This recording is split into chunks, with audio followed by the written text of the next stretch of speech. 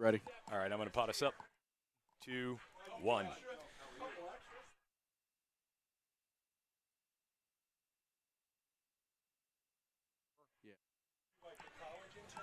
Good evening, ladies and gentlemen, and welcome to Walter T. Rohrer Stadium on the campus of the Palisades School District. Tonight, the Pirates take on Northern Lehigh in a Colonial League matchup here on your CWTAP Friday Night Football Game of the Week, presented in partnership between Azar's Supermarket and Pennsylvania Football News.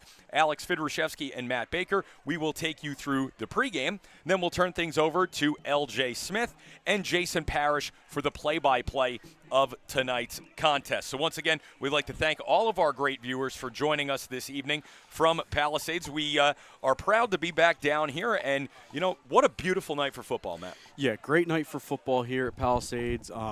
Both teams, of course, on the field doing warm-ups right now. Great game tonight. You know, you got Northern Lehigh coming down here. You got Palisades at 3-0. Northern Lehigh is 2-1? 2-1. 2-1. Yes, Northern Lehigh comes into this game at 2-1. Their only loss is to Northwestern Lehigh. So certainly nothing to complain about there if you are Northern Lehigh. Obviously, everyone knows what Northwestern has been over the course of the last couple of seasons. Northern Lehigh coming into this one wins over Lehighton, who we saw.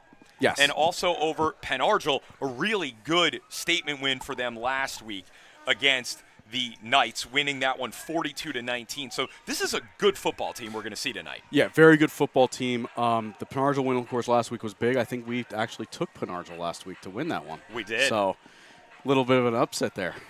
The prediction pros doing the pregame show here tonight. That's why everybody else is out of the box, baby. Right. But again, you know, some good talent on display tonight. Garrett Smoyer, junior quarterback from Northern Lehigh, 400 yards already on the season, 5 touchdowns. They've got a fairly balanced running attack. There's 3 running backs that will get the ball over the course of the night. We'll talk about them a little more. Let's look right now before we get into our game previews, things like that.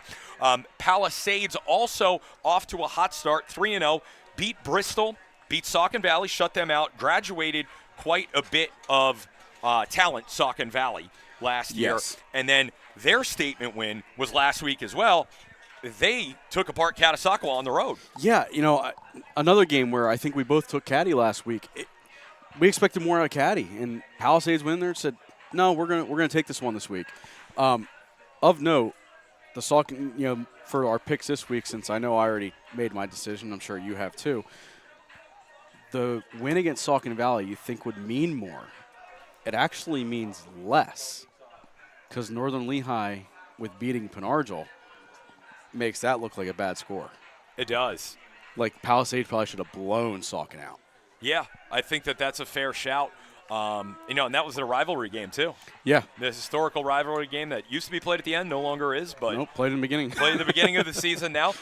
This is the start of the tests, especially for Palisades. After this, they are 3-0 right now. They have Northern Lehigh, Penn Argyl, Blue Mountain, Palmerton, and Notre Dame all in a row. You could go from 3-0 to 3-4 very quickly if you're not careful, but they are off to a good start. And, you know, their home opener tonight must be nice to be back at their home field. Yeah, it's definitely good to be back at their home field. As you said, it's their home opener. You always play better at home, normally. So for them, from their home crowd, Palisades is going to put up a good fight tonight against Northern Lehigh. Yeah, and I would expect a good crowd here tonight. This is a team that's off to a hot start. There is some buzz down here in the community. People are excited for Palisades. Jack Trickle is returning starter at quarterback, 581 yards and 5 touchdowns on the season. So he is off to a good start. Trickle also with over 100 yards and a couple of touchdowns on the ground. And it'll be Max Warner, senior running back, who's going to lead the charge for them out of the backfield. Yeah, and you also got Lincoln Cook, their junior wide receiver, who's got half of the reception. So you know who Jack's favorite target is. Yeah, clearly. You know, this is going to be a good game. It could be decided in the trenches. 2 very sizable lines for smaller schools. Yes. Yeah. You know, normally something you don't see at a smaller school is a taller line. Usually, you know, you're getting guys that are 5'10", 5'11". You might get lucky, get a 6'1" or 6'2". But definitely got some size tonight, and hopefully the battle in trenches will be a little fun. Yeah, I think it's going to be a really good game. We're very excited to be down here again. Kickoff coming up at 7 o'clock. This is your pregame show brought to you by Azar's Supermarket.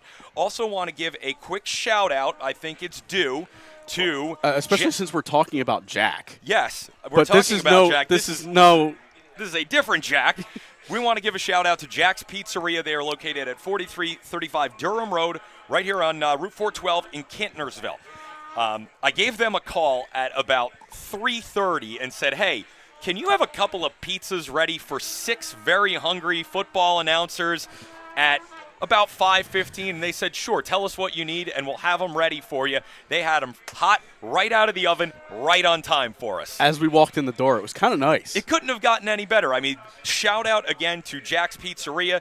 If you are ever down here in the Kintnersville area, 4335 Durham Road, right on Route 412, you can give them a call, 610-847-5900. That's 610-847-5900. They're open from 11 until 9, 7 days a week. So once again, we want to thank them for helping us out here tonight and feeding the team. Yes, I agree. You know, it's always nice to go to an establishment in the community before we come on the air. Yeah, I think it's something we really try to do every week. Yeah, we always like to give back. So if anyone has any recommendations out there, feel free to throw them up on Facebook. Yeah, next week we will be at Notre Dame, Catasauqua. Go into the CWTAP Facebook page, and you can comment there. Hey, you never know. You might find us at one of those establishments in your community very, very soon.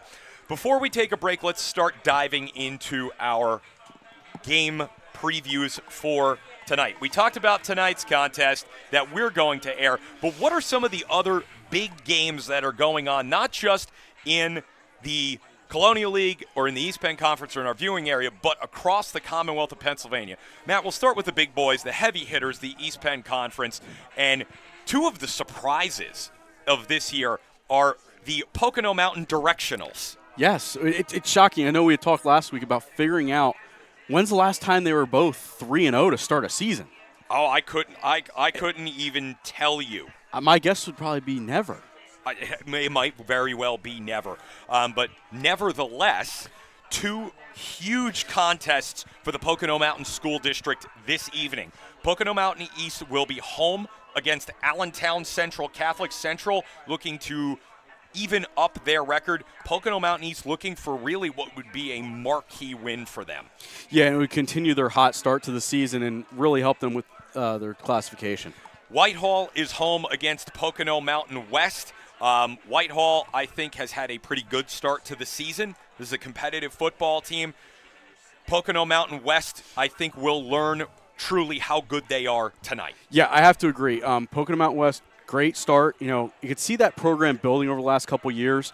I think they're getting there. I don't know if they're there yet, but they could slip in as a 7 or 8 seed for 6A in the District 11 playoff. Yeah, I think that's certainly within their reach.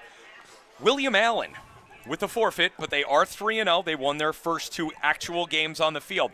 This is a William Allen team that could move to 4-0 tonight for the first time in almost 20 years, if not 20 years, against a struggling East Stroudsburg South side.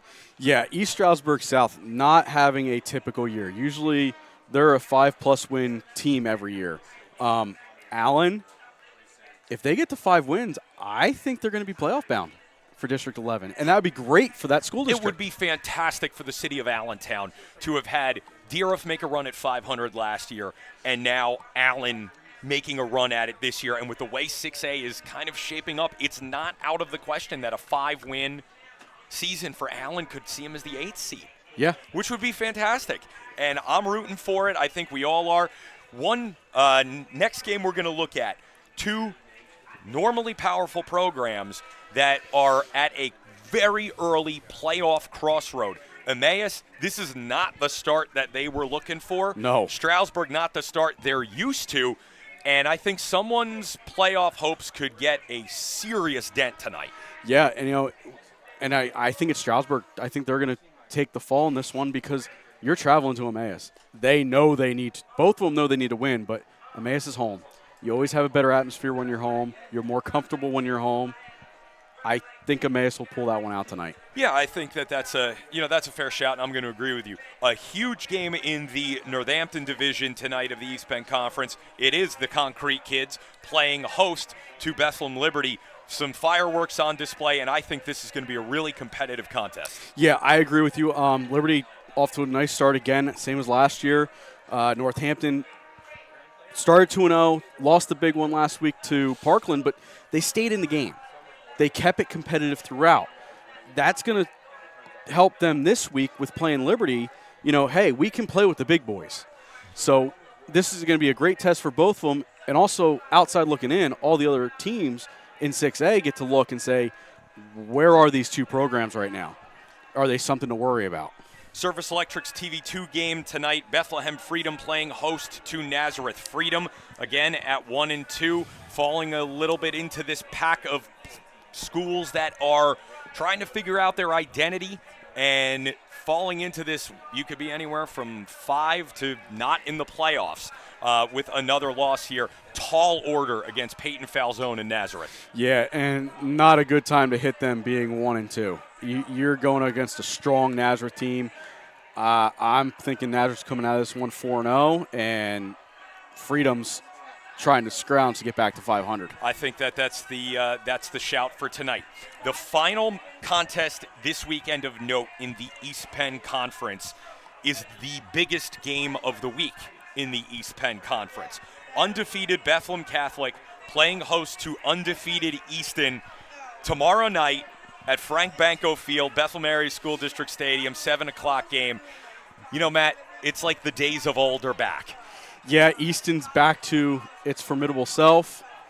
Becca, same thing. Great season. Having a great start to their season. Easton tends to not play well on a Saturday night. And it's weird things happen at Frank Banco Field on Saturday nights. Yes. I still think on the field, talent-wise, Easton has the advantage. You throw in the Saturday night thing, which we've seen them over the last decade. They do not play well sometimes on Saturday nights, but I'm going to go with Easton on this one. Same. I think that they have enough firepower, and with a senior leader at quarterback in Cole Ordway, they're just a touch better than Bethlehem Catholic right now. Yep, and yet again, Bethlehem Catholic is a little bit of a smaller school too. So as far as the classifications go, but they always play up to the 6A competition. So there's your East Penn Conference. We're going to take a quick break. When we come back, we'll break into the Colonial League, the viewing area, and the rest of the state. Some of the games going on. It is the CWTAP Friday Night Football Game of the Week presented by Azars and Pennsylvania Football News. Superior Hardware, located at 400 South 3rd Street in Bangor, is your go-to source for home improvement supplies in the Slate Belt. With a variety of tools, screws, nuts, bolts, and more, Superior Hardware is the place to shop for your hardware needs. Superior Hardware offers a full line of Milwaukee tools, the highest quality power tools available. In addition to their in-store offerings, Superior Hardware ships nationwide via their website, www.superiorhardwarebangor.com. So you don't even have to live in the Slate Belt or drive to Bangor to sample all that Superior Hardware has to offer. Superior Hardware is open Monday to Friday from 7 till 5, Saturday from 7:30 to 4, and Sunday from 9 to 2. Call them at 610-588-3205 or stop by their location at 400 South 1st Street in Bangor to jumpstart your home improvement projects today. That's Superior Hardware, 400 South 1st Street in Bangor.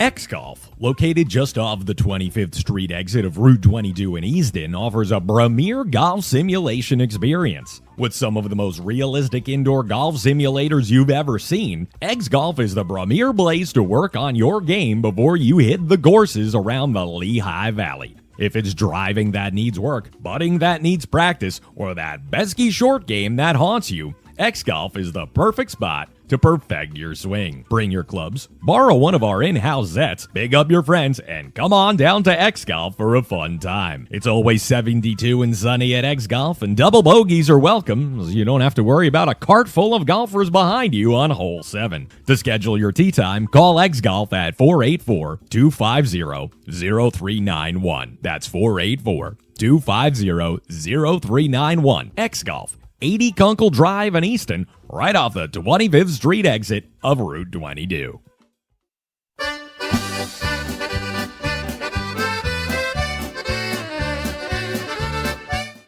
It's Queen's Nutritional Products, 1450 Pennsylvania Avenue in Allentown. The Novak family, still the proprietors. For a wide variety of high-quality vitamins, supplements, and herbs, shop Queen's Nutritional Products. From vitamin A to zinc and everything in between, the Queen Bee and her busy bees on staff can assist you. Queen's Nutritional Products also has a full line of dry and roasted nuts, dried fruits, and more. That historic nut hut still producing the best nuts and dried fruits in the Lehigh Valley. Queen's Nutritional Products also offers a variety of natural soaps, shampoos, toothpaste, and more, because what you put on your body is as important as what you put in it. Queen's Nutritional Products is open Monday through Wednesday and Saturday from 9 until 6, Thursday and Friday from 9 till 7, as well as Sunday from 11 till 4. Seniors get 10% off every day on many items in the store. Visit them online at queensnutrition.shop, or better yet, stop by Queen's Nutritional Products at 1450 Pennsylvania Avenue in Allentown.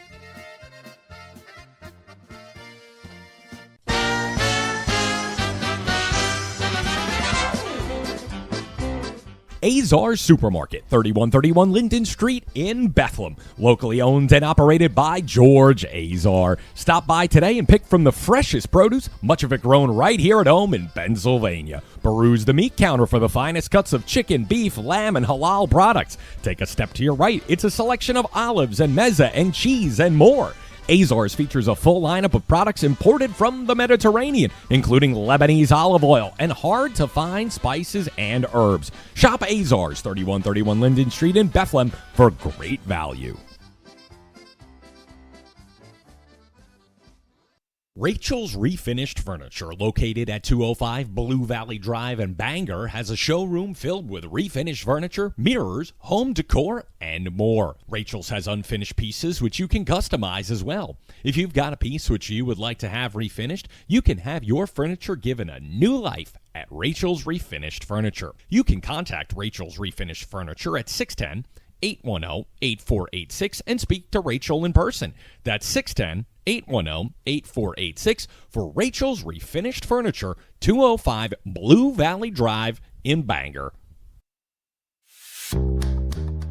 The Book and Puppet Company, located at 161 Northampton Street in downtown Easton, is a treasure trove of literature for kids and adults alike. With a large selection of children's and youth-geared content to New York Times best-selling authors across a variety of topics, the Book and Puppet Company has literary works for many ages and interests. The Book and Puppet Company is open at 11 a.m. Sunday through Friday and has its late night on Saturday, opening at 10 a.m. and closing at 9 p.m. For more information, you can visit their website at bookandpuppet.com. That's the Book and Puppet Company, 161 Northampton Street in Easton.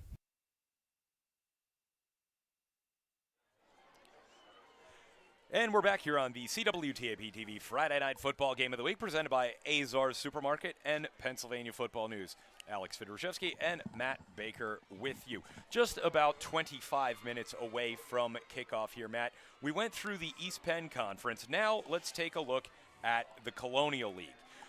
Some interesting contests there tonight. Northwestern Lehigh, do they get a test out of Blue Mountain, or does the machine simply keep churning along? The machine is well oiled and keeps turning along. Yeah, I think that's a safe bet to make. Northwestern Lehigh has looked so good for the better part of the last two seasons. Expect them to move to 4-0 this evening. We've got Palmerton taking on Lehighton. They are both 1-2. That is a Blue Ridge Cable game this evening.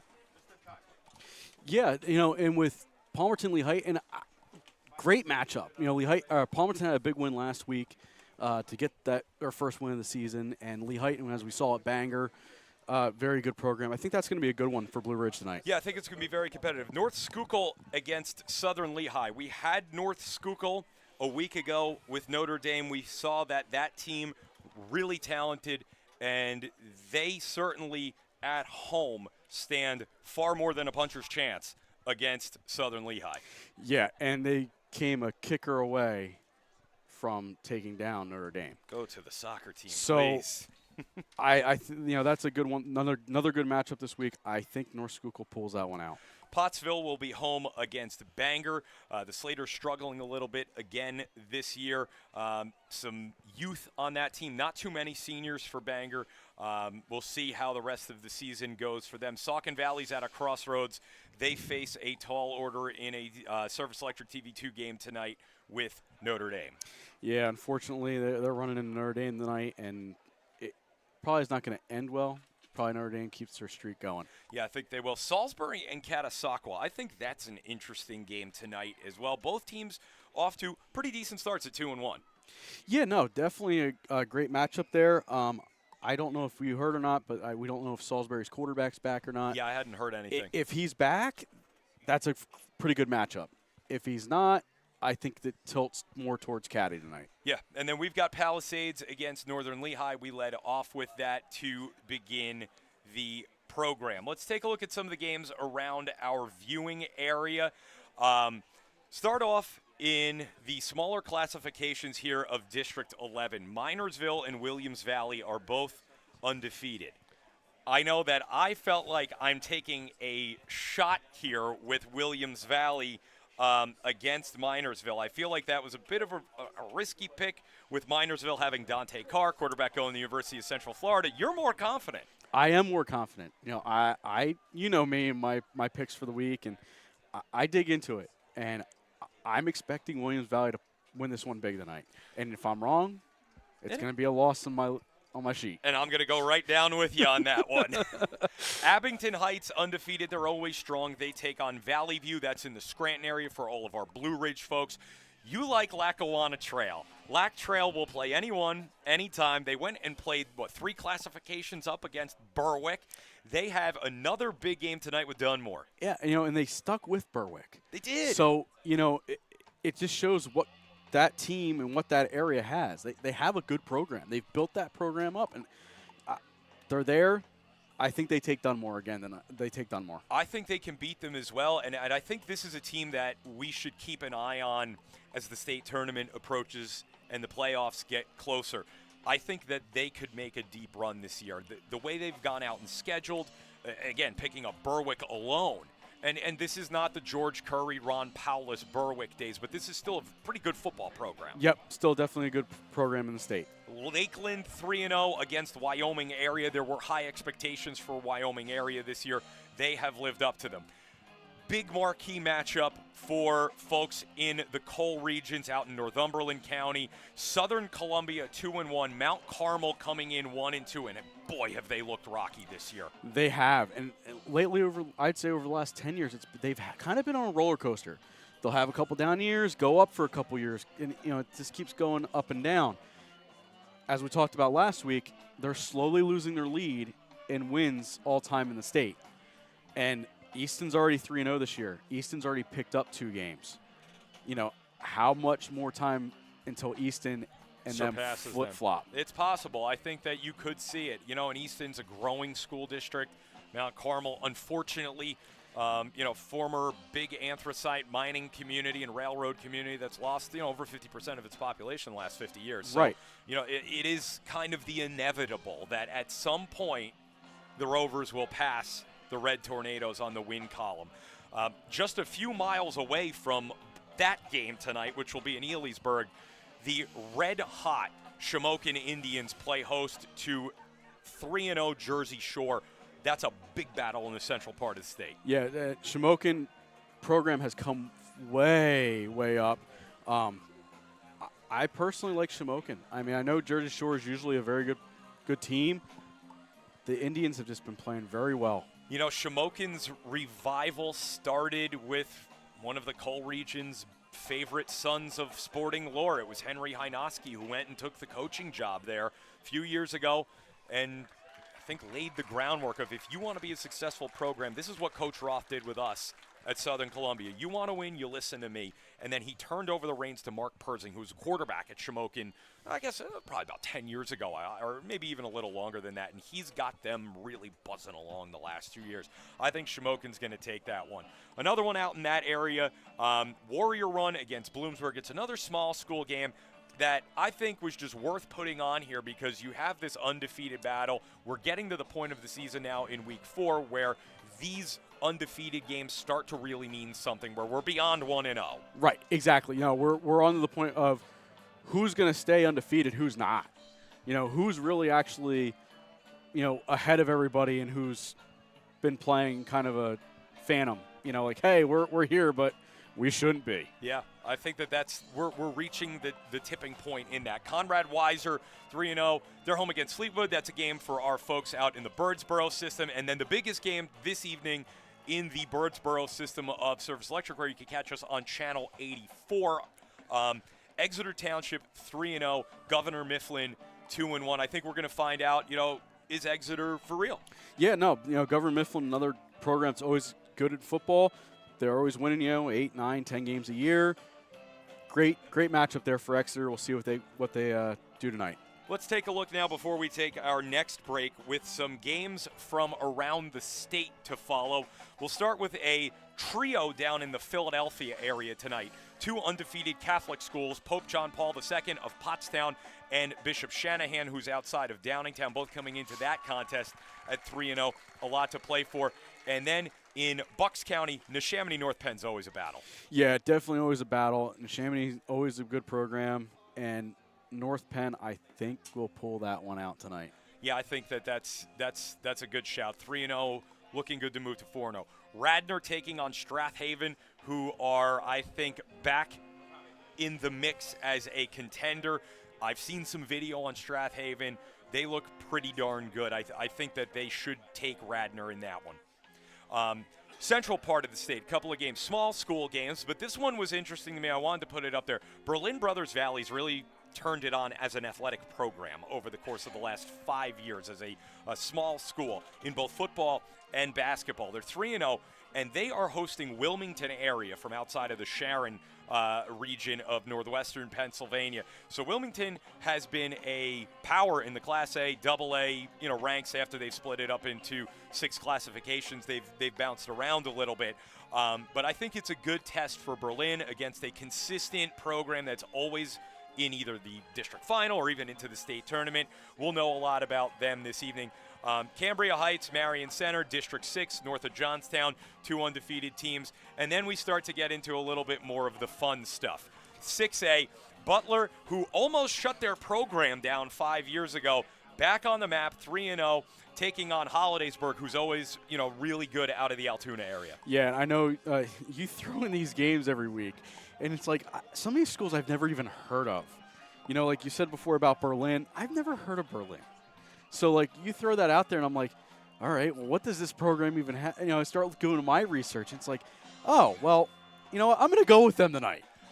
Just because it looks good on paper. Well, and I think for me, I like being able to utilize our pregame show to educate our football fans who are watching throughout northeastern Pennsylvania. Obviously, with 30 counties, we want to try to cover as many of the schools in our region as possible. But now we're partnered with Pennsylvania Football News. Let's utilize these relationships and learn about these other schools. And obviously, I got exposed to a lot of them out, when I was living in Pittsburgh. And Berlin, they made the basketball final 2 years ago. They lost to Amani, but they made the boys basketball state championship game. Their best players at Pitt Johnstown now. So this is something that for a small town, they've figured it out. Yep. So again, I like to highlight some of these schools. Bishop Guilfoyle, they've had a great run for the better part of the last 5 years. I think a win tonight against Huntington cements them back in this, hey, we're a contender classification. Yeah, I agree. We went off the radar here into Jason Parrish is going to Deer Camp territory. You did. Another one of those ones I'm like, what the heck is this? So we've got Union AC Valley. That's Union of Reimersburg and Allegheny Clarion Valley playing as one school. 3-0 against Cameron County. They're from Emporium, PA, which is about 40 minutes east of St. Mary's, for those of you who are looking. The capital of the perlite industry in Pennsylvania, St. Mary's, Pennsylvania. It's a small school game. I wanted to talk about it just briefly. I think it's a good matchup up there in District 9. It'll have Class A playoff implications. And then the two big ones outside of Philly and Pittsburgh tonight. Someone's O is going to go in the Erie-McDowell game, and it's not unusual now for both of these schools to start 0-3 because they go outside of Pennsylvania. Yeah, especially even like some of the teams on the eastern side now, where they're the EPC, you're scheduling 3 games wherever you want. Yeah. Easton brought in Erasmus Hall last week. Last year you had Torrey Pines playing Freedom up in New York. So it's kind of nice for the eastern side to see that now, seeing what some of these western schools have been doing in Ohio for a while. I like it, and I hope it continues in the East Penn Conference, and I think it's a beneficial thing for the programs, for the kids, and for the coaches, because it gives a guy like Matt Seneca now the extra fuel to say, you want to be good, you want to see what that next gear is, I'm going to show it to you in person. It also allows some of these schools who remember the late 80s, early 90s, when you used to play Phillipsburg, because Phillipsburg was in the same conference. Yeah. Emmaus will be playing Phillipsburg in the future. I think that is so great to kind of rekindle that old EPC fire and bring Pittsburgh back across the border. I mean, I would love to see, a Phillipsburg Liberty game, a Phillipsburg Nazareth game, Phillipsburg Parkland. I think the buzz in the community would be off the charts. It would help with you already have the tradition of Easton Peaburg, but it helps rekindle, like you said, it helps rekindle all those old traditional matchups. And I think it would be great to bring them back into the fold a little bit. And obviously Peaburg over the last 20 years now they've built their own rivalries. Hunterdon Central always was, even when they were, playing games in Pennsylvania. That was still kind of the other mortal enemy of theirs to Easton. But, they've developed rivalries now with Hillsborough and with Ridge, who are good programs, and Bridgewater. But, listen, a 50-minute trip out to Basking Ridge, where there's not really a lot of ties between the communities, you get them back into the valley a little bit. There's personal grudges and pride within that. Yeah, and it's also nice because Pennsylvania starts a week or two ahead of the Jersey schedule. Yeah. So it allows those teams that, hey, instead of us playing 8-9 games, we can schedule another game against the Pennsylvania team. Yeah, you can utilize that week 0 and get on the field, a little bit earlier. The last game in our statewide games to follow, and then we'll go through Philly and Pittsburgh and take a break. Sharon against Hickory. They're expecting an overflow crowd tonight. These are the next-door neighbors. Hickory's been off to a great start. They scored a couple of really big wins early on, but Sharon's at home in that beautiful old Works Project stadium that they play in. It does need work, but it's still beautiful. It's this kind of half-moon, great place to go watch a football game. I'd expect, they're going to be ready to play, but Hickory's probably got too much talent. Yeah, Hickory has a lot of talent this year. We've seen it with the scores over the last few weeks and some of the teams that they've beaten. So I think you're right. I think Hickory's going to come out on top. And we'll wrap things up here with the bigger areas of the state, Pittsburgh and Philadelphia. We'll go just kind of down in order. South Fayette against Elizabeth Forward. EF got a win early on in the season. That was kind of marquee. That trip to South Fayette is always tricky, and I'm not just saying that because that's where I lived when I was in Pittsburgh, and I've been to games down there, and they have great support. It's a good, tough, hard-nosed football team, but from everything I've heard, this is a really good EF team, and I think that they'll walk out of there and get back on the bus with a win. I think this is one of our matchups that we don't agree on. Yeah, you pick South Fayette. I'm thinking South Fayette is going to handle things at home tonight. Woodland Hills coming in off of a beatdown at the hands of Pittsburgh Central Catholic. There was no other way to describe, from what I've been told, what happened to them last week out in Canton, Ohio at the Hall of Fame game. Again, no shame going up against Central Catholic or a St. Joe's or a LaSalle or even some of the other top public schools. But Woodland Hills taking on Penn Trafford, this is a really good team. They've got Yakimelli, whose brother is at Wisconsin, who's running back. He's apparently just as good as his brother. Scoop Smith's going to have to do some serious work for Woodland Hills tonight in order to pick that one up. But I think Penn Trafford takes that one. Yeah, I have to agree with you there. Penn Trafford, I think this has too much for him. The biggest game, I think, in the western portion of the state this week, and you'll see it at halftime when we reference the Pennsylvania Football News rankings. It is undefeated Avonworth and undefeated Thomas Jefferson. The Fighting Duke John Coors against the Battling Bill Chirpax, two now, TJ, a storied program out of the South Hills, and Avonworth, who's really established themselves in the last 2 to 3 seasons. Going to be a great one out there. Yeah, definitely a great matchup. 2 3-0 teams. Somebody loses their O. North Allegheny, Hempfield, someone's O must go. It's going to be Hempfield's. No offense to Hempfield, but this is North Allegheny. Yeah, you come to learn when you do all these games every year who the powerhouse programs are. Yeah, North Allegheny is one of those. They are one of them. And now let's bring it back east for, I think, the real meat of our pregame and these big battles just down the road from us in Philadelphia. Tonight, Malvern Prep and Imhotep Charter. I mean, what a way to start off the night. And I think we're going to learn with Imhotep at 1-2. Another loss. Yes, they're playing an elite schedule. At some point this season, they have to show they could get over the hump. Yeah, no, they definitely have to show they can get over the hump because don't they still have LaSalle and St. Joe's? Yes, they do. So, I mean, another loss here. 1-5? You're potentially 1-5. That does not bode well for you. Archbishop Carroll, Lansdale Catholic. Lansdale Catholic, a former state champion here in Pennsylvania who is now in the Philadelphia Catholic League. LaSalle against Calvert Hall from Baltimore. It's another great, intriguing out-of-state matchup. Yeah, no, definitely another great matchup. Actually like seeing, of course, the schools are close down in Philly to Maryland, playing in the Maryland, The Baltimore, D.C. schools, Granted, it's the bigger programs, the ones that are tops in the state are doing it, but still, it's nice to see. Yeah, you want to see those marquee matchups. It's just like, where I grew up in Jersey now, you have those powerhouse programs up north where they're going to play New York City and going to Philly, and Bergen Catholic Open with East St. Louis. I mean, big marquee matchup. And then, obviously, listen, this is the biggest game in Pennsylvania this week.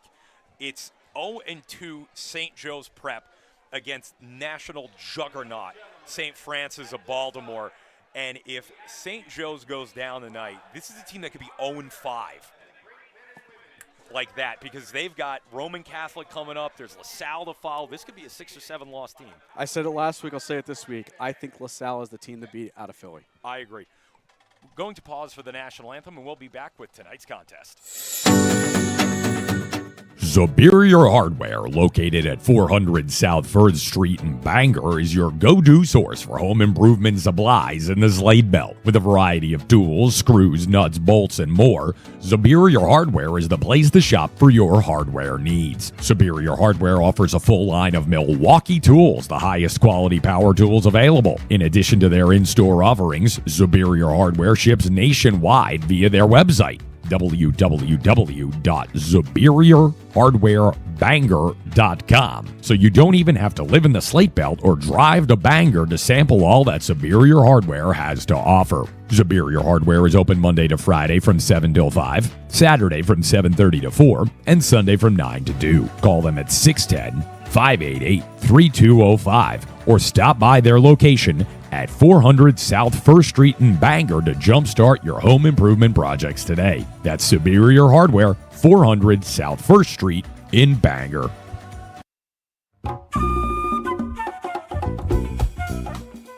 X-Golf, located just off the 25th Street exit of Route 22 in Easton, offers a premier golf simulation experience. With some of the most realistic indoor golf simulators you've ever seen, X-Golf is the premier place to work on your game before you hit the courses around the Lehigh Valley. If it's driving that needs work, putting that needs practice, or that pesky short game that haunts you, X-Golf is the perfect spot to perfect your swing. Bring your clubs, borrow one of our in-house sets, big up your friends, and come on down to X-Golf for a fun time. It's always 72 and sunny at X-Golf, and double bogeys are welcome, so you don't have to worry about a cart full of golfers behind you on hole 7. To schedule your tee time, call X-Golf at 484-250-0391. That's 484-250-0391. X-Golf, 80 Kunkel Drive in Easton, right off the 25th Street exit of Route 22.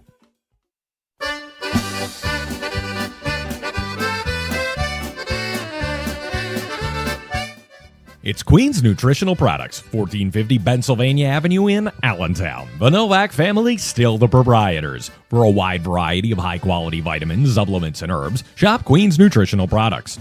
From vitamin A to zinc and everything in between, the Queen Bee and her busy bees on staff can assist you. Queen's Nutritional Products also has a full line of dry and roasted nuts, dried fruits, and more. That historic nut hut still producing the best nuts and dried fruits in the Lehigh Valley. Queen's Nutritional Products also offers a variety of natural soaps, shampoos, toothpaste, and more because what you put on your body is as important as what you put in it. Queen's Nutritional Products is open Monday through Wednesday and Saturday from 9 until 6, Thursday and Friday from 9 till 7, as well as Sunday from 11 till 4. Seniors get 10% off every day on many items in the store. Visit them online at queensnutrition.shop, or better yet, stop by Queen's Nutritional Products at 1450 Pennsylvania Avenue in Allentown.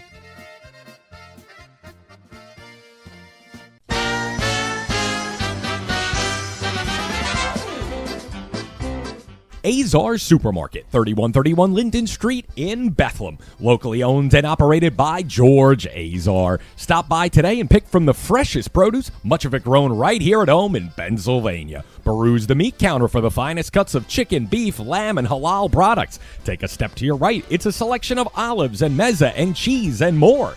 Azars features a full lineup of products imported from the Mediterranean, including Lebanese olive oil and hard-to-find spices and herbs. Shop Azars, 3131 Linden Street in Bethlehem, for great value. Have you racked up over $15,000 in credit card debt? Do the collection calls ring nonstop? There's a solution to the situation the banks don't want you to know about. CuraDebt has over 20 years of experience and thousands of 5-star reviews. Call the CuraDebt Credit Solutions hotline today to see if you qualify. 877-835-0026. No obligation, 100%. We at Lifeline Screening have screened over 9 million people over 25 years. We identify your risk of stroke, cardiovascular disease, and other chronic illnesses.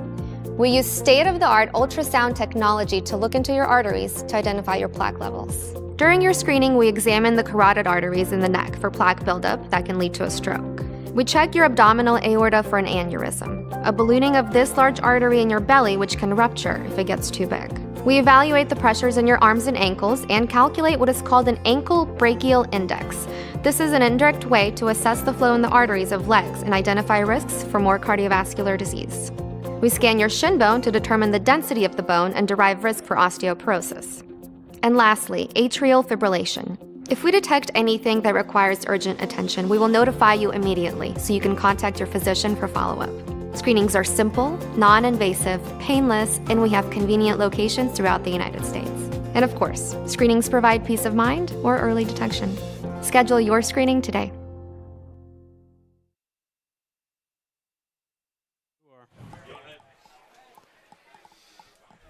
And welcome back. We are live from Walter T. Rohrer Stadium. LJ Smith on the call with Jason Parrish. We thank you for tuning in to CWTAP TV Friday Night Football, brought to you by PA Football News and Azars.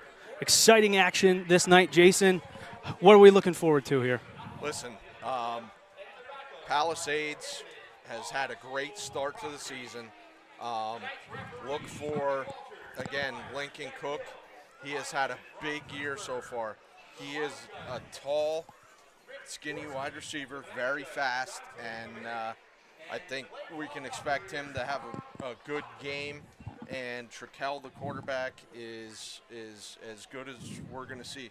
Yeah, excited to see the action from both of them. Cook, I believe we heard pregame, 16 catches, 380 yards a week ago. Yeah. So very exciting to see what he can put out on this field. Home opener for Palisades this evening. Fourth so very game. excited. It usually doesn't happen like that. Very interested to see how this plays out. And it's also youth night, so plenty of individuals on the track. You see the cheerleaders here. Everyone was honored pregame, so it's a very exciting atmosphere here at Palisades. Absolutely. And both teams, I mean, they both have some big boys, so it's going to be interesting to see what happens in the trenches. Yeah, seeing how they match up head-to-head here. So far, Northern Lehigh coming in with a record of 2-1, defeating Lehigh 41-26, falling to the powerhouse Northwestern 56-13, and a win a week ago against Penn Argyl 42-19. Yeah, and I mean, nothing against Northern Lehigh, but I mean, everybody's going to lose to Northwestern like that Yeah. this year. I mean, let's just face it. Say it out loud. And the Pirates come in 3-0 on the year, wins against Bristol, Saucon Valley, and most recently Caddy. As we get set for kickoff here, Palisades will kick off in their all-purple uniforms, traveling right to left. The Bulldogs traveling left to right, The Bulldogs traveling right to left, navy pants, white jerseys, and gray helmets. As we are underway, Short kick. ball running up the field now, plowing over his own teammate on the... It's 26. Yeah, that's Grady Newhard, the senior, on the kick return, and we'll see the likeness of this Bulldogs offense step out on the field for the first time this evening. Cook is also playing corner closest to us on defense. Something we've seen a lot, especially in this Colonial League. Yeah, Players playing both ways. Two-way guys.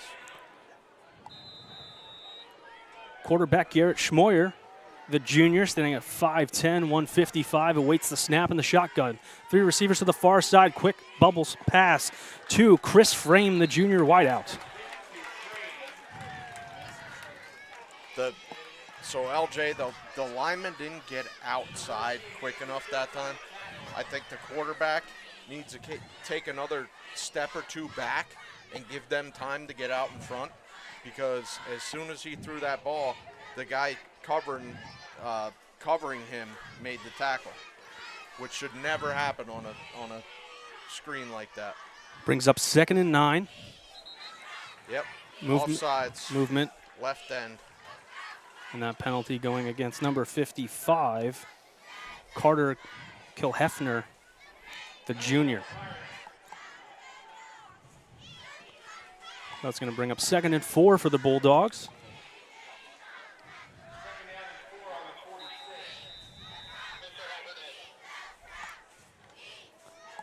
So they break the huddle. One receiver to the near side in Frame. Palisades playing a 4-4 defense. Takes the handoff up the field, picks up enough for a first down, and brought down is Grady Newhard. Getting beyond the 45-yard line, a nice little run from the junior. He got some really nice blocks from 68 and 75. Yeah, Adam Neff and William Kennedy there.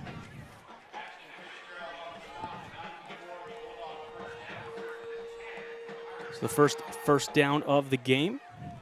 Ball spotted at the 45. Now they drop into a 4-3. They have two safeties back. Oh, they popped one right up the middle. And that's the senior Newhard once again. Quick hitter, inside zone. And the senior, Caught him by surprise. The senior Silas Day with the tackle, 6'4", 220. That's a big boy.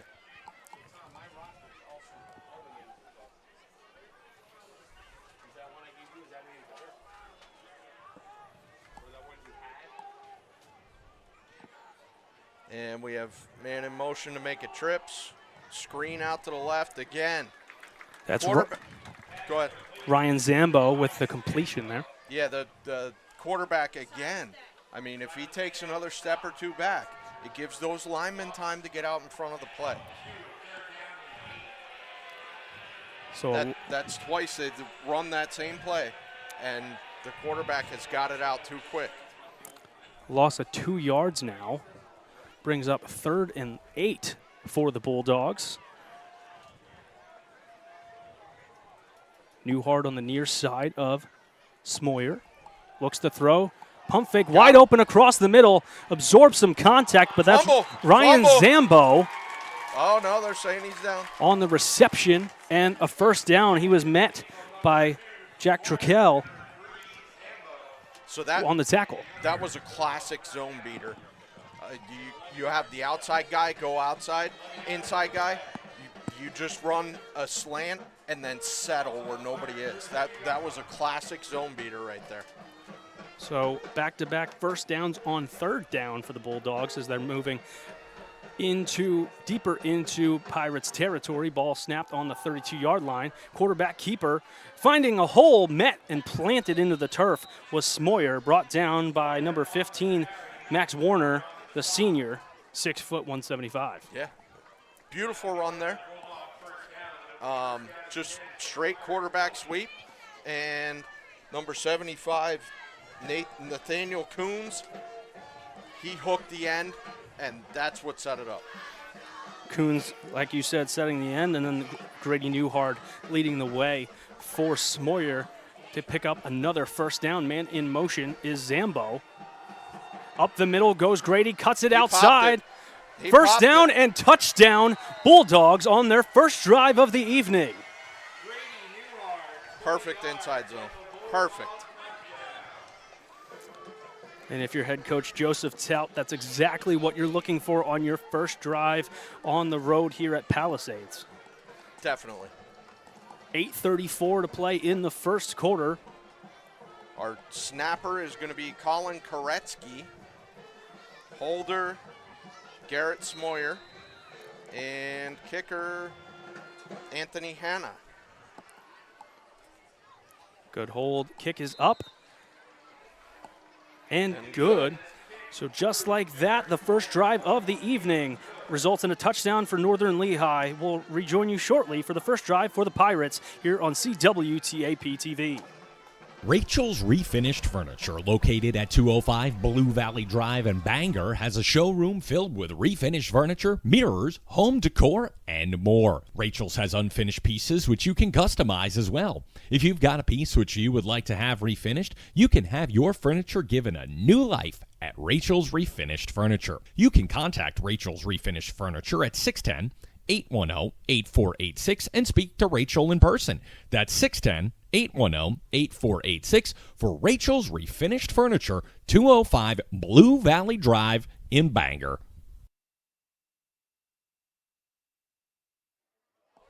And welcome back. 7-0 Bulldog lead over the Pirates of Palisades.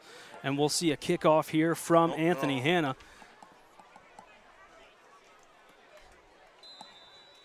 Pirates in all purple, traveling left to right, awaiting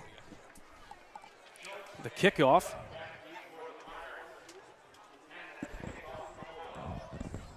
Schultz back deep.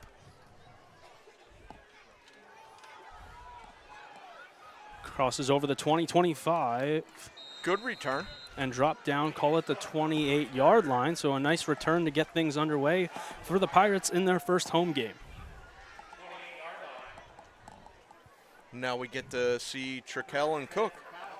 Yeah, this heard a duo. lot about. We'll see how they connect here on the first drive. And after going down early, we'll see if they can counter. This happened last week to Northern Lehigh. They went behind early and then continued to pour it on Penn Argyl.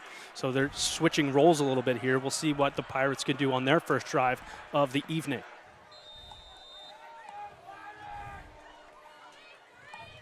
Simple I formation here. Pro set, as we used to call it. Trickell, hands off. Getting to the outside, finding a hole. There he goes. Ashton Fitzgerald forced out of bounds by Chris Frame, and a hefty pickup for the Pirates on their first play of offense. Great off tackle. Great off tackle. It's great blocking up front. Palisades controlled the line. I mean, let's face it, I'm running behind 79 all day. 100%. 100%. Rowan Tharp, the 6'4 senior, he's listed at 380. See the similar formation here, Jason. Handoff once again, goes up the middle. It's a good gain, 6 yards. Fitzgerald on the carry once again. Haven't had to see Trickell or Cook yet. No, that's what we've been hearing all about. And Fitzgerald stealing the show in the first 2 plays of this drive. 2nd and 4 for the Pirates now in the Bulldogs' territory. And Northern Lehigh is lining up in what I would call a 4-3, kind of nickel, maybe a 4-2-5. Up the middle, And they it's, go again with Fitzgerald. they're giving them the run, LJ. So what they're doing is they only have 7 guys in the box, because as you and I both know, you got to watch out for Cook, you got to watch out for Trickell. So you're going to give them 5 or 6 yards of play on the run, so you don't get beat with the big play. And we're seeing exactly that, a first down again for Palisades. In the backfield now looks to be Max Warner. Man in motion is Schultz. We'll see the arm of Trickell, No, but he'll extend forward but still be dropped for a loss of 2. we got a sack. Good coverage. But that's the other thing. You're going to give up 5 or 6 yards on a running play, but you're going to have so many guys dropping back into pass coverages. Those windows are going to be really tight. Mm-hmm. And we're excited to see the first pass from Trickell, and he ends up getting met in the backfield. Wise play to extend forward safely with keeping possession of the ball, but still a loss of 2 nonetheless. Handoff goes to the fullback this time. Got about 3. Looks to be Max Warner. Tried to hit him with a quick hitter right up the middle. So 3rd and long, call it 8 yards. So we're under 6 minutes to play in the first quarter. And we got a whistle here.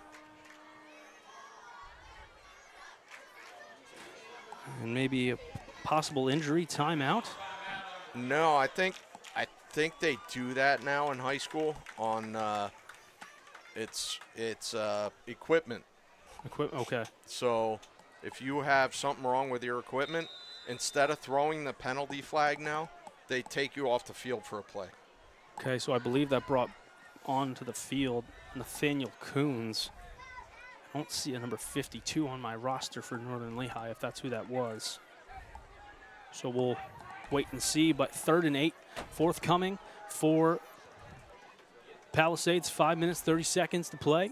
Got trips to the right, single wide out to the left. Quick throw, met over the middle, and getting his hand in on the play was Ryan Zambo, the junior, to break up that pass from Trickell. That was a great slant pattern. That was there. So that was a drop, LJ. No ifs, ands, or buts about it. So in kind of no man's land here, looking like they're going to go for it here on 4th and 8. Ball on the 26-yard line. Yeah, you really don't gain anything by punting from here. Warner, the lone back, fakes the handoff. Trickell rolls out to the near side. Pressure coming. Evades 1. Diving forward, but out of bounds. He's out of bounds at the 20.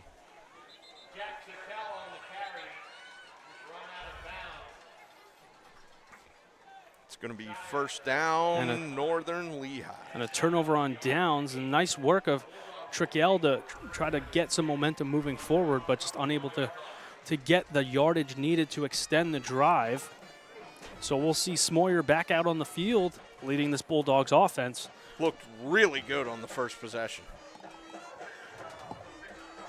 So 5:14 to play in the first quarter. Bulldogs about to start their second drive of the evening from their own 20-yard line.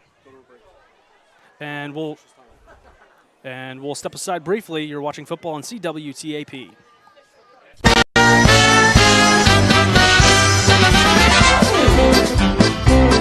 Azar Supermarket, 3131 Linden Street in Bethlehem. Locally owned and operated by George Azar. Stop by today and pick from the freshest produce, much of it grown right here at home in Pennsylvania. Peruse the meat counter for the finest cuts of chicken, beef, lamb, and halal products. Take a step to your right. It's a selection of olives and mezza and cheese and more. Azar's features a full lineup of products imported from the Mediterranean, including Lebanese olive oil and hard-to-find spices and herbs. Shop Azar's, 3131 Linden Street in Bethlehem for great value.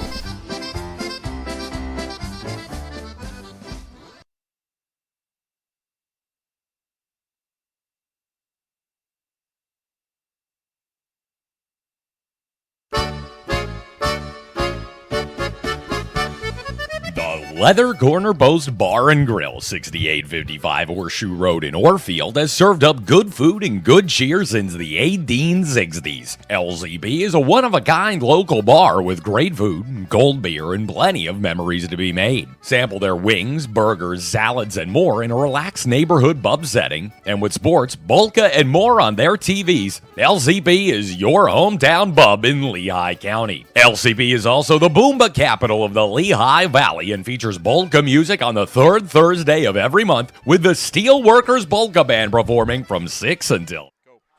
And we're back here at Palisades. Northern Lehigh about to start their drive. Injury timeout for a official on the near sideline. Pass completed, hitting Chris Frame in stride, picking up about 6-7 yards for the Bulldogs. A lot of short passes for Northern Lehigh. I actually like it. Get your athletes out in space instead of running them up the middle or off tackle. You get your athletes out in space, good stuff's going to happen eventually. And you even said, Jason, those quick passes going out maybe just a touch too soon before the O-line is able to set that edge, but that one kind of seemed timing right there for Smoyer to Frame. Smoyer keeping it himself? I believe so, and he'll pick up a healthy, call it 10 yards for a first down. Good read. I mean, the defensive end who they read on these run-pass options, the defensive end, if he crashes on your running back, you pull that ball and you go straight ahead. If he crashes towards you, give the handoff and let the running back go outside. So a nice 1st and 10 here as the play clock approaching 10 seconds. Approaching 4 minutes to play in the first quarter. Smoyer on the carry again, brought down along the far sideline. Straight quarterback sweep there. He had a lead blocker in the halfback. So, I mean, it's a good play, about 3 yards. Carter Kilhefner on the tackle. Playing a little bit of Big Ten football right now. Yeah, seeing that here early so far in the first quarter. 3 to 6 yards of play and just keep going. So in the shotgun again, we see the likes of Newhard and motion. Zambo downfield in the coverage, intercepted. Going the other way is Jack Trickel. He runs out of bounds inside the 30 of the Bulldogs. And just like that, Palisades gains momentum. So LJ on that play, perfect by Palisades, right? The safety is going to be your robber, right? If they try to run a post or anything inside, that safety's right there. So when as soon as the quarterback decides to release that post or slant, that safety's right there. He's going to pick it off every time. Or drop it. It's going to be an incomplete pass. Well, who better than Trickel, the quarterback, to know that's exactly what's going to happen, and gets an interception there to start up a drive from the Bulldogs, 29 with 3:15 to play in the first quarter. High snap, brings it down, met in the backfield. Great play, 52. My goodness. And we don't have him on our roster. Who is, anybody know who 52 is? Bryce Nags. All right. Bryce Nags on the tackle. He is not on our list. Bryce Nags. Sorry for that, but we'll hopefully get this figured out throughout the rest of the game and won't forget him. But beautiful tackle Great in the tackle. backfield. Brings up second and maybe 12 yards here from the 31-yard line. 5 seconds on the play clock when the ball snapped. Trickell rolls to the near side. Pressure coming from Nags again. Airs it out. Got Caught it. down the near sideline. Down to the 2. And that's Silas Day.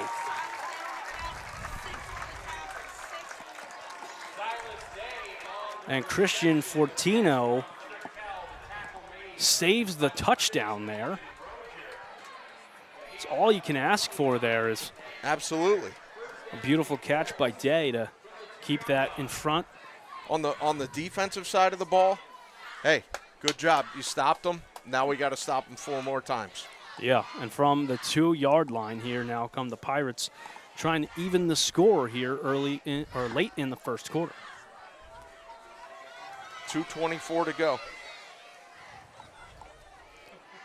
Flag got a thrown and Trickell into the end zone, but will hold. I'm not going to say, but I think you're going to get an illegal formation here. I think you had 6 guys in the backfield. Just me. I'm not saying I'm correct. I'm just legal that's my formation. guess. So legal formation, that's first and goal. Stays first and goal. But it'll be from the 7 now. So ball on the 7, as you said, Jason, and we'll see what the Pirates elect to do here from the 7-yard line. Trickell had an open lane into the end zone.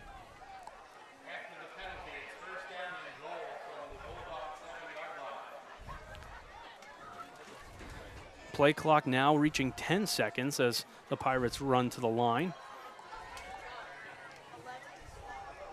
Fitzgerald out to the far side. 1 second on the play clock. Ball is snapped. Trickell ball fakes, throws out wide. Completed and forced out of bounds. Back to about the 4. Max Warner on the reception.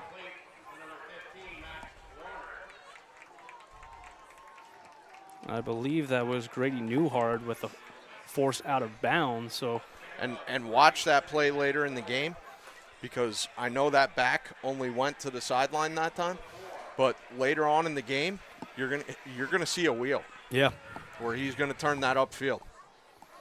15 on the play clock now. Believe that's Fitzgerald in the backfield motioning is Day. Hands off and into the end zone are the Pirates for a touchdown by Ashton Fitzgerald, putting the score at 7-6 with 2:11 to play in the first quarter. Trickell will hold with I believe that's number 34, Oglialoro, the senior, on for the point after attempt.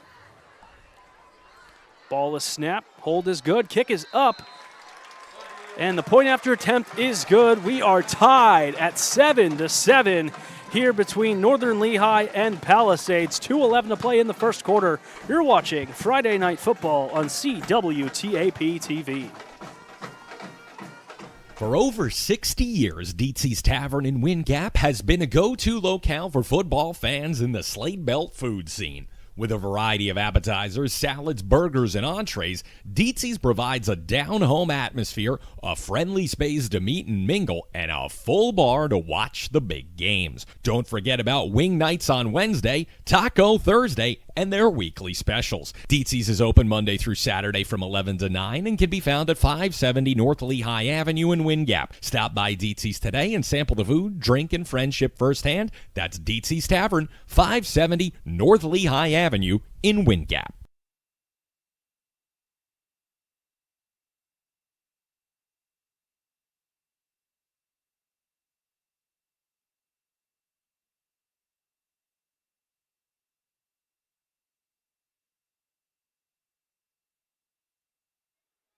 I didn't see that over there.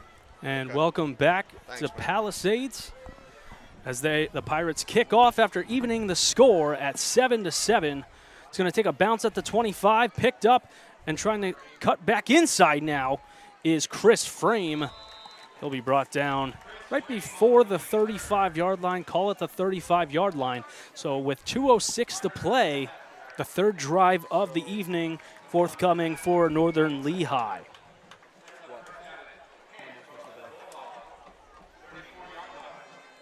We'll see the junior Garrett Smoyer back out leading his offense. We've said the name Chris Frame and Ryan Zambo quite a bit, the running back so far, Grady Newhard. Man in motion is Zambo. Hands it off to the likes of Newhard and swallowed up in the backfield by a host of Pirates. Great play by the defense there. It got a lot of penetration.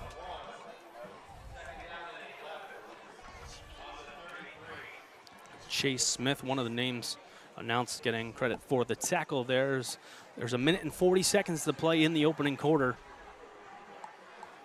Bulldogs scoring on their first drive of the night.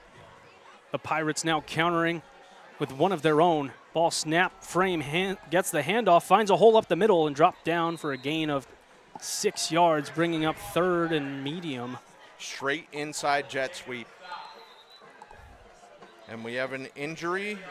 So we'll step aside briefly here and rejoin you when action resumes here on CWTAP TV. At Queen's Nutritional Products, we offer a full line of vitamins and mineral supplements to support a healthy lifestyle. Stop by Queen's Nutritional Products today to peruse our wide selection of dried and roasted nuts, dried fruits, and more. The Novak family and our friendly staff are available to assist you, and seniors get 10% off every day on many items. Open 7 days a week for your convenience, Queen's Nutritional Products is located at 1450 Pennsylvania Avenue in Allentown. You can visit them online at queensnutrition.shop, but better yet, stop by Queen's Nutritional Products, 1450 Pennsylvania Avenue in Allentown.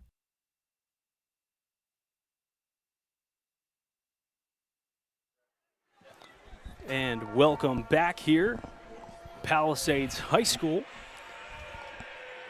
And the injured Bulldog, number 75, Nathaniel Coons, the senior. LJ, if I can real quick, Yep.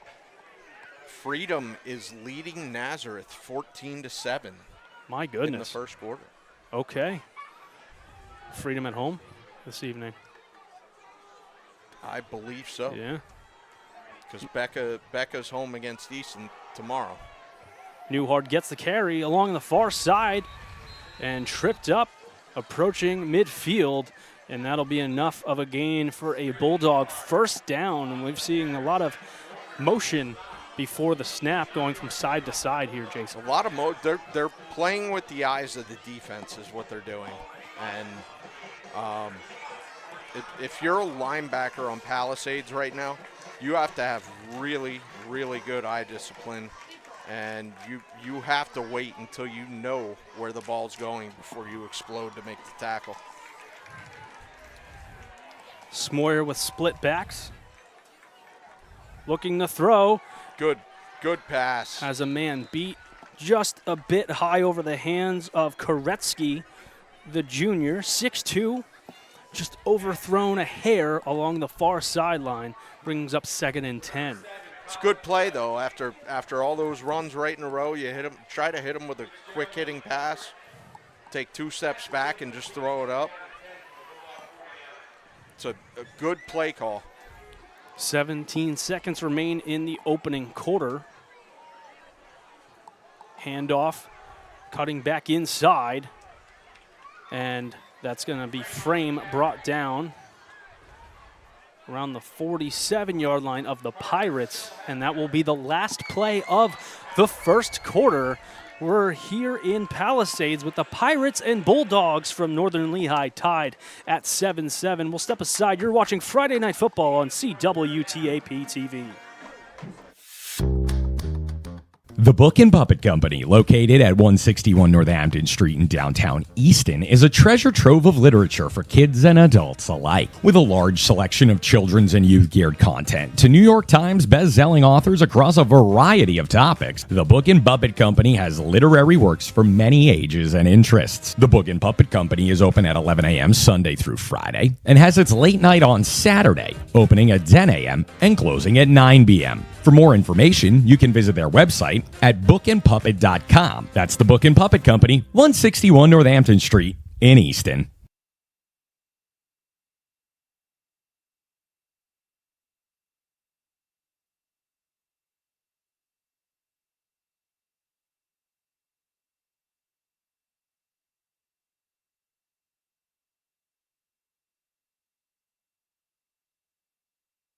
Take it away.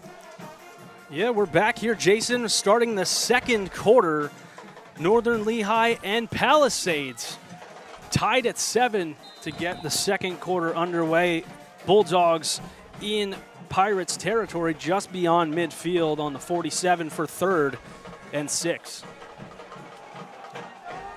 Hand off to the near side. That's Newhart bouncing off defenders, reaching out with his extended reach, and I believe he picks up the first down with that. So simple outside zone.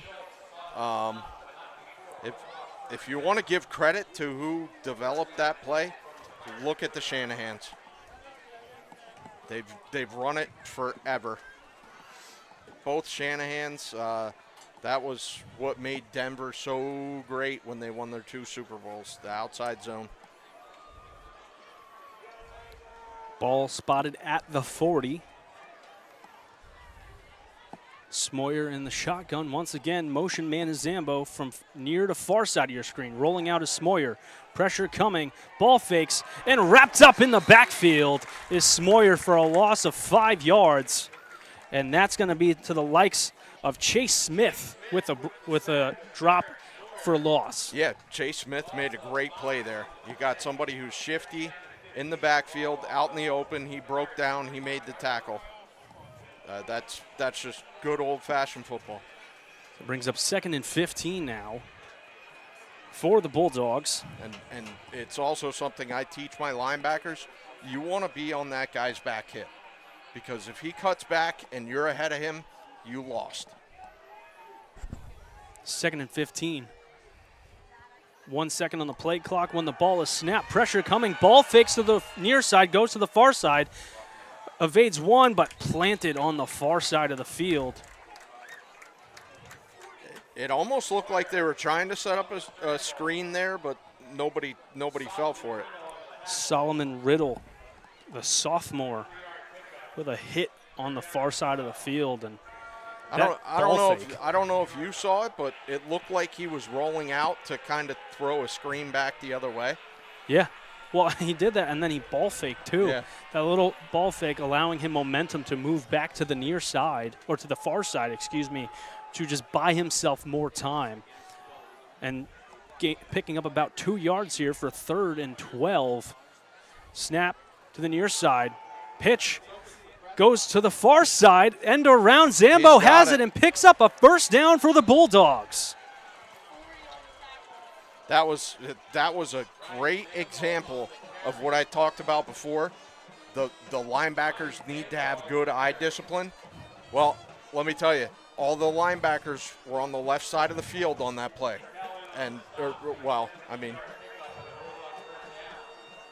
All the linebackers were on their left, and the ball went to their right. Yeah. So it's very important for the linebackers to keep eye discipline, or you're going to give up big plays every time. We've seen a lot of these things happen, but we'll have a timeout taken here by Northern Lehigh. We'll step aside with 9:07 to play in the first quarter. We at Lifeline Screening have screened over 9 million people over 25 years. We identify your risk of stroke, cardiovascular disease, and other chronic illnesses. We use state-of-the-art ultrasound technology to look into your arteries to identify your plaque levels. During your screening, we examine the carotid arteries in the neck for plaque buildup that can lead to a stroke. We check your abdominal aorta for an aneurysm, a ballooning of this large artery in your belly which can rupture if it gets too big. We evaluate the pressures in your arms and ankles and calculate what is called an ankle brachial index.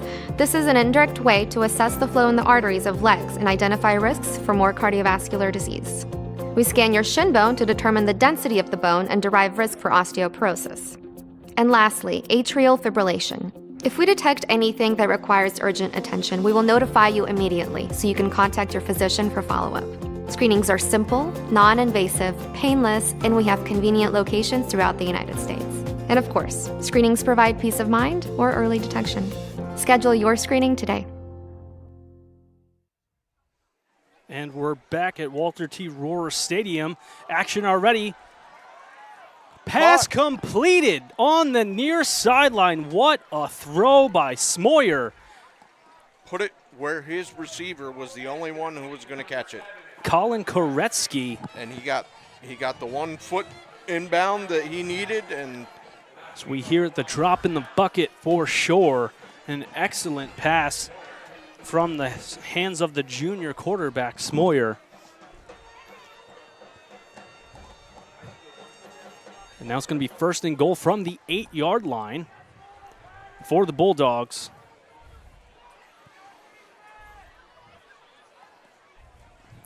Snap, hands off, finding the outside.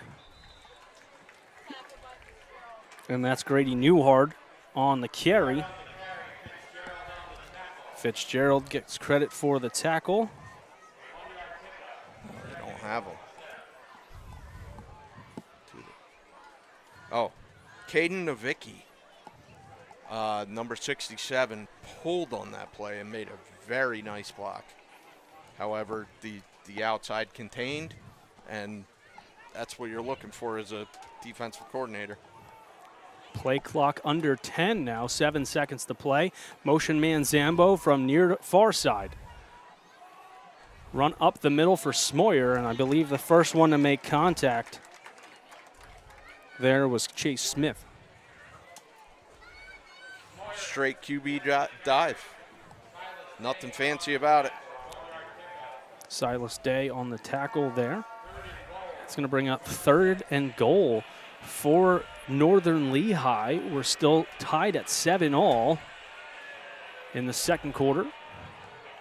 Under center, he takes the snap, hands it off, and is he going to make it? Touchdown, Northern Lehigh. Chris Frame is able to find the end zone for Northern Lehigh. They extend their lead 13-7. So Alex or Andrew, if you're watching, please make a copy of that play, because that's the first time I have seen the T formation since I was about 6 years old. Excellent. Out for the point after Anthony Hanna. Smoyer to hold.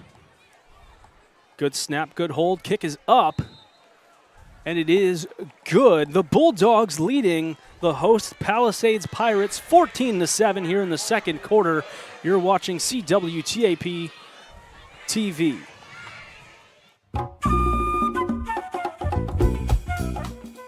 X Golf, located just off the 25th Street exit of Route 22 in Easton, offers a premier golf simulation experience. With some of the most realistic indoor golf simulators you've ever seen, X Golf is the premier place to work on your game before you hit the courses around the Lehigh Valley. If it's driving that needs work, putting that needs practice, or that pesky short game that haunts you, X Golf is the perfect spot to perfect your swing. Bring your clubs, borrow one of our in-house sets, big up your friends, and come on down to X Golf for a fun time. It's always 72 and sunny at X Golf, and double bogeys are welcome, so you don't have to worry about a cart full of golfers behind you on hole 7. To schedule your tee time, call X Golf at 484-250-0391. That's 484-250-0391. X Golf. 80 Kunkel Drive in Easton, right off the 25th Street exit of Route 22. We're back at Rohrer Stadium. The Bulldogs find the end zone to extend their lead to 14-7. Palisades awaits the kickoff, and a short kick bounces at the 30, picked up in bounds and steps out of bounds. Around the 24-yard line is the call. Now, if I'm cooked there, I let that ball keep bouncing out of bounds. 100%. Because, I mean, the difference between the 24-yard line and the 35-yard line is pretty big in a game that's close like this. 100%. Palisades will get things underway here. If the player's foot was actually out of bounds when he picked it up, because if it was, that's a kickoff out of bounds. Yes. That is true. Very good point, Matt. Excellent point, Matt. As now, well, it seems like that's not going to matter here as the Pirates start their drive. Quick pass, Trickell hits the wideout, and one of the first times I think we called Cook's name tonight. So that's Lincoln Cook, the junior, 6'2", 170. Gets a look and a pickup of about 7-8 yards here. So that's a gain of 8. 2nd and 2 forthcoming for the Pirates. Under 7 minutes to play in the second quarter.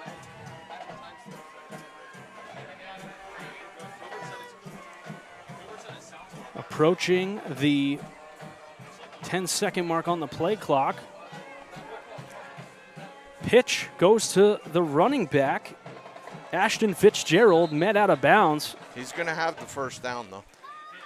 Steps out the far side. Official just at the line to gain. We'll see where they mark him. And Cook trying to ask for a little bit better of a position, but that's going to be a first down anyway for Palisades and Fitzgerald. Just a simple pitch, no pulls that time. Just straight up man-on-man blocking. Trickell gets his offense to the line. Just 5 seconds on the play clock now.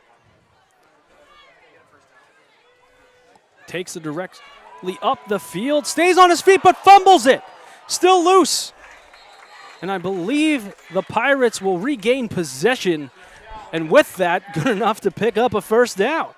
Yeah, straight quarterback draw. One thing I think when they watch film tomorrow, they're going to tell Trickell, hey, high and tight, buddy.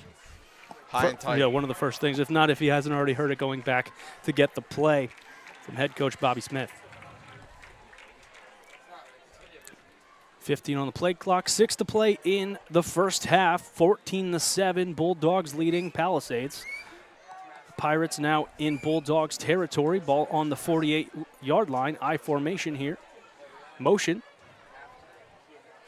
And a pitch, I believe that's Fitzgerald. He's going to be met and forced out of bounds by Caden Quinones. Nice play on defense there. Kept the outside. Didn't force them to keep going wide. That was a great play. Just a gain of about 2 yards, so 2nd and 8 coming now for the Pirates.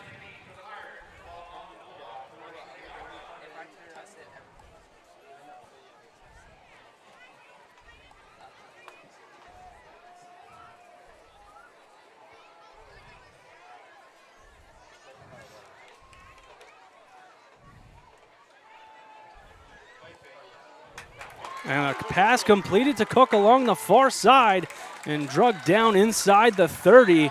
Big play, Trickell to Cook. Roll him out to the right. Cook didn't do anything special. He just ran in 15 and out, and Trickell hit him right in the numbers. You know, LJ, I got to say this.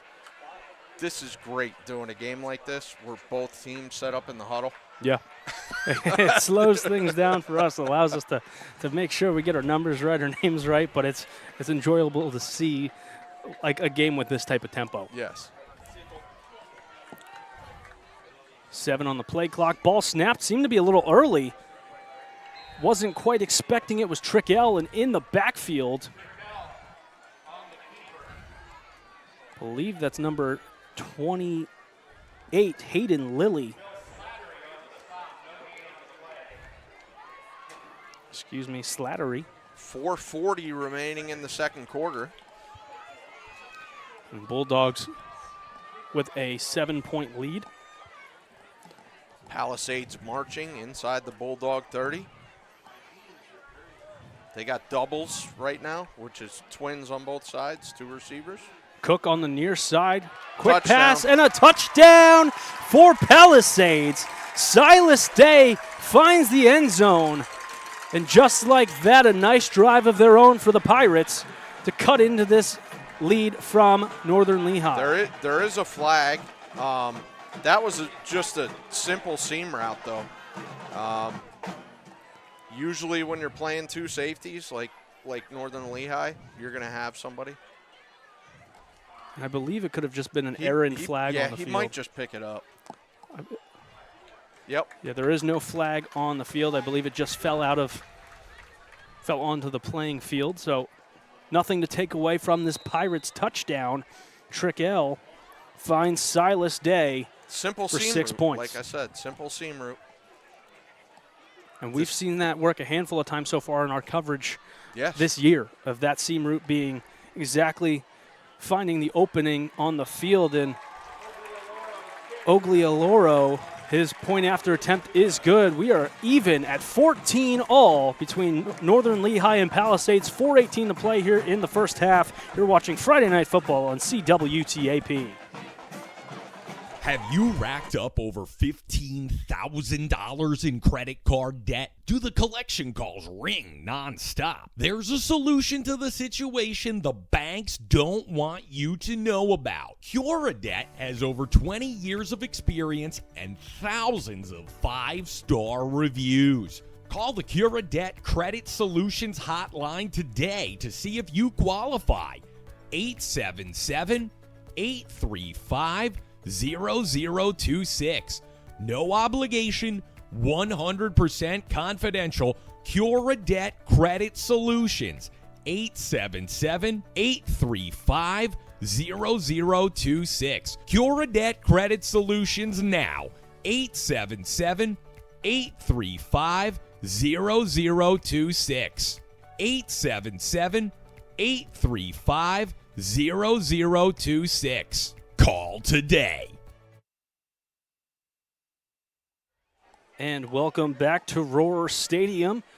Palisades playing host to Northern Lehigh. We're tied at 14 all.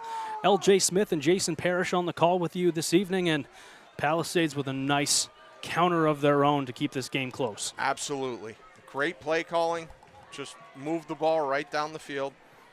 Ball. And again, that is a smart play by the Northern Lehigh kid. Yeah, Chris Frame had a nice return a couple of times so far this evening, but that might have been the smarter play. It looked like he was going to go for it. If it didn't go out of bounds, it could have been some danger there for Northern Lehigh. But the difference between getting the ball in the 18 and 35 is pretty big. 100%. Smoyer back out on the field leading this Bulldogs offense with 4:18 to play until halftime. We're tied 14-14. Northwestern Lehigh leading 21-14 over Blue Mountain. Wow. In the second quarter. Blue Mountain holding their own so far throughout the second. Northern Lehigh, as we stated, their lone loss on the season coming at the hands of Northwestern Lehigh. Smoyer gets the snap. Hands off, goes up the middle, cuts in, is Newhard. Again, that's the inside jet sweep. Max Warner on the tackle for Palisades, and a gain of 7 yards. Brings up 2nd and 3 for the Bulldogs, under 4 to play here.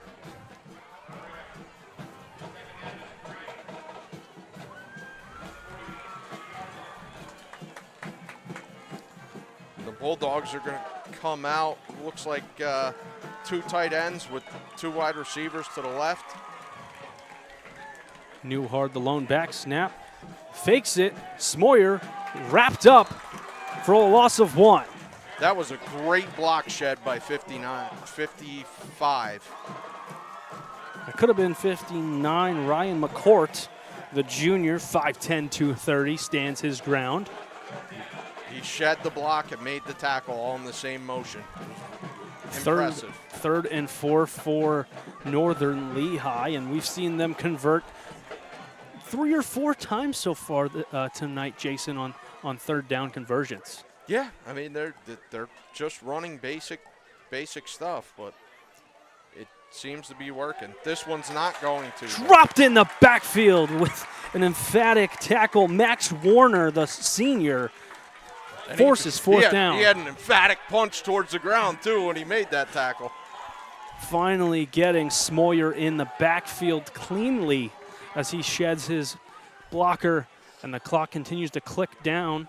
2:30 to play. We're going to see our first punt here. Yeah, like this is impressive so far. Great quality football here at Palisades. Back to punt. Can't see his number right now, but Fitzgerald is deep for the Pirates. Punt goes to the near sideline and bounces out of bounds. Call it the 35. So the Pirates' drive will start from their own 35-yard line. Trickell will trot back on the field here, Jason, and we've seen some nice things out of him, but I feel like the run game has been one of the more prevalent things we've been talking about so far. Absolutely. They've been able to run the ball. They've secured the line of scrimmage. Now's when you think, like, hey, is this when Cook goes off? Yeah, does he take a shot downfield? We'll see what the Pirates offense does here. Just 2:10 to play in the second quarter. We're tied at 14. Phillies leading the Royals 4-1. Okay. Nice. Ball was snapped. Trickell, quick throw to Cook, as we alluded to. Turns on the Jets, gets dropped, but not before he picks up a Pirate first down. And that's what I was trying to explain before. Like when Northern did that early in the game, the pass was too quick outside and the lineman couldn't get out. That time, the lineman got out in front of him and he gained 11 yards on a screen pass. So a little up-tempo motion here. Pass completed and planted. I believe that was Christian Fortino. Fitzgerald on the catch. Fitzgerald picks up about 8 yards. 2nd and 2, a long 2, as they're already at the line waiting for the snap. They get it, 1:31 to play. Flag. We got an illegal formation again. That looks like it's going to be. I'm wrong. Go ahead. Looks like it's going to be offsides on the defense. And just like that, 5 yards, picks up another first down for the Pirates. And that stops the clock. Defensive penalty stops the clock. And that saves some timeouts here. Just 3 left for the Pirates this half, and that does exactly what you want. It stops the clock. Or the clock is running, so maybe not. Oh. So 1:25 to play. NFL and college, it stops the clock. Maybe not high school. So 25 seconds on the play clock for the Pirates approaching the line. 1:10 to play until halftime. Trickell gets the snap. Ball fakes again. Rolls out, drops in the backfield. And I believe we'll have a timeout on the field. 28. And I believe it was Landon Kilmick on the tackle. And we'll take a timeout here with 1:01 to play until halftime. Rachel's Refinished Furniture, located at 205 Blue Valley Drive in Bangor, has a showroom filled with refinished furniture, mirrors, home decor, and more. Rachel's has unfinished pieces which you can customize as well. If you've got a piece which you would like to have refinished, you can have your furniture given a new life at Rachel's Refinished Furniture. You can contact Rachel's Refinished Furniture at 610-810-8486 and speak to Rachel in person. That's 610-810-8486 for Rachel's Refinished Furniture, 205 Blue Valley Drive in Bangor.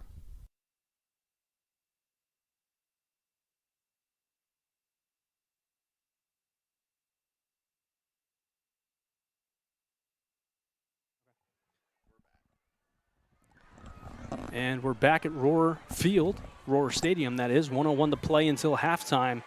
2nd and 15 after the sack from the Bulldogs. Trickell, ball fakes, pressure coming, airs it out down the near sideline. Through the hands of Fitzgerald. Oh, man. Would have been completed around the 17.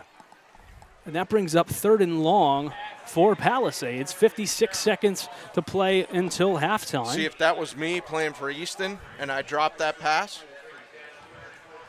Coach Schiffert would have said, drop and give me 10. You got 2 hands on it. Yep.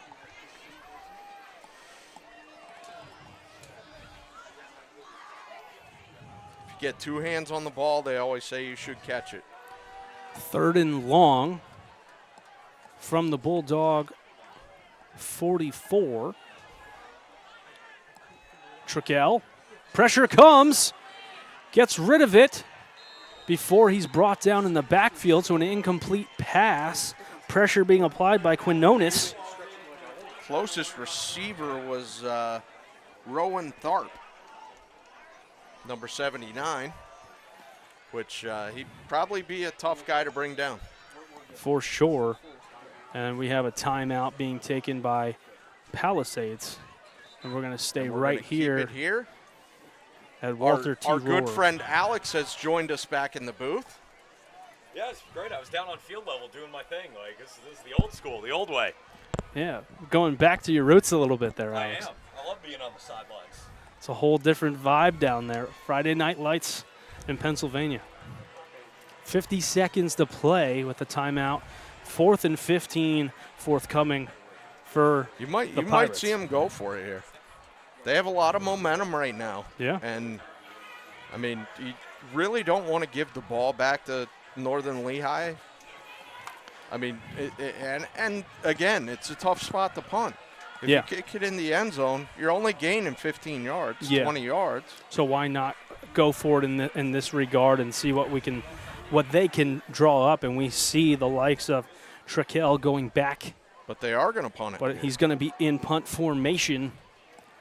And we'll see if there's anyone going back deep for the Bulldogs. We see someone stepping back. I believe that's going to be Chris Frame. Ball is snapped and sends it to the far side corner. Goes off his own player. So that's a dead ball right where it hit him. It should be. There was no whistle right away. So it should be exactly where it hit the Pirate. 39 seconds on the clock for the Bulldogs. We'll see what they can get off with 2 timeouts left in this first half. And listen, both teams have been moving the ball, so I wouldn't put it past them that they could score again here. We've seen a couple of explosive plays for both sides, but Northern Lehigh, we've seen it more on the ground Yes. than in the air. So we'll see if they go to their senior running back Grady Newhard, or if they can hit someone on the wideout. We've seen Zambo in some motion and Frame with a couple catches down the field. But like we said, Jason, 2 timeouts with 39 seconds to play. And the T formation. Alex, you have to make a copy of this tape. Because like I said, I haven't seen the T formation since I was 6 years old. Big hit on Chris Frame. And he's down. He took a strong hit by Fitzgerald there. Just make a couple copies so we can have the coaching tape on it. I got you. They'll be ready on Sunday morning. Is that for film session with your guys? Handoff. Frame once again evades 1, 2, 3, and eventually swallowed up, but not before a gain of 4, call it 5 yards, but no timeouts being used as I think we're just going to halftime 14-14 at this point. And exactly that, Jason. We have reached halftime here from Walter T. Rohrer Stadium. The score, Northern Lehigh 14, Palisades 14. We'll step aside briefly here before Alex and Matt rejoin you here on the broadcast. But we thank you for joining us. LJ Smith, Jason Parrish on the call. We thank you for joining us on CWTAP Friday Night Football, presented by PA Football News and Azars. Superior Hardware, located at 400 South 3rd Street in Bangor, is your go-to source for home improvement supplies in the Slade Belt. With a variety of tools, screws, nuts, bolts, and more, Superior Hardware is the place to shop for your hardware needs. Superior Hardware offers a full line of Milwaukee tools, the highest quality power tools available. In addition to their in-store offerings, Superior Hardware ships nationwide via their website, www.superiorhardwarebangor.com. So you don't even have to live in the Slate Belt or drive to Bangor to sample all that Superior Hardware has to offer. Superior Hardware is open Monday to Friday from 7 till 5, Saturday from 7:30 to 4, and Sunday from 9 to 2. Call them at 610-588-3205 or stop by their location at 400 South 1st Street in Bangor to jumpstart your home improvement projects today. That's Superior Hardware, 400 South 1st Street in Bangor.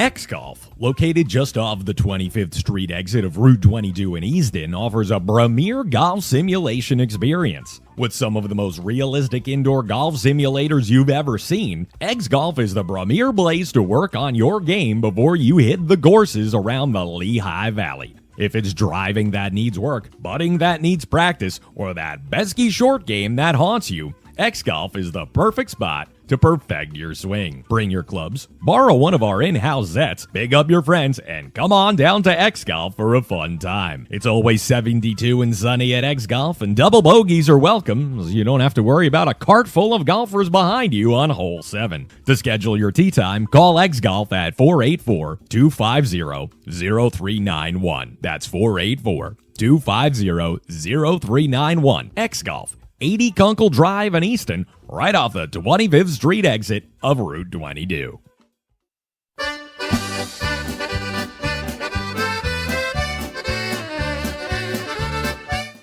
It's Queen's Nutritional Products, 1450 Pennsylvania Avenue in Allentown. The Novak family, still the proprietors. For a wide variety of high-quality vitamins, supplements, and herbs, shop Queen's Nutritional Products. From vitamin A to zinc and everything in between, the Queen Bee and her busy bees on staff can assist you. Queen's Nutritional Products also has a full line of dry and roasted nuts, dried fruits, and more. That historic nut hut still producing the best nuts and dried fruits in the Lehigh Valley. Queen's Nutritional Products also offers a variety of natural soaps, shampoos, toothpaste, and more, because what you put on your body is as important as what you put in it. Queen's Nutritional Products is open Monday through Wednesday and Saturday from 9 until 6, Thursday and Friday from 9 till 7, as well as Sunday from 11 till 4. Seniors get 10% off every day on many items in the store. Visit them online at queensnutrition.shop, or better yet, stop by Queen's Nutritional Products at 1450 Pennsylvania Avenue in Allentown.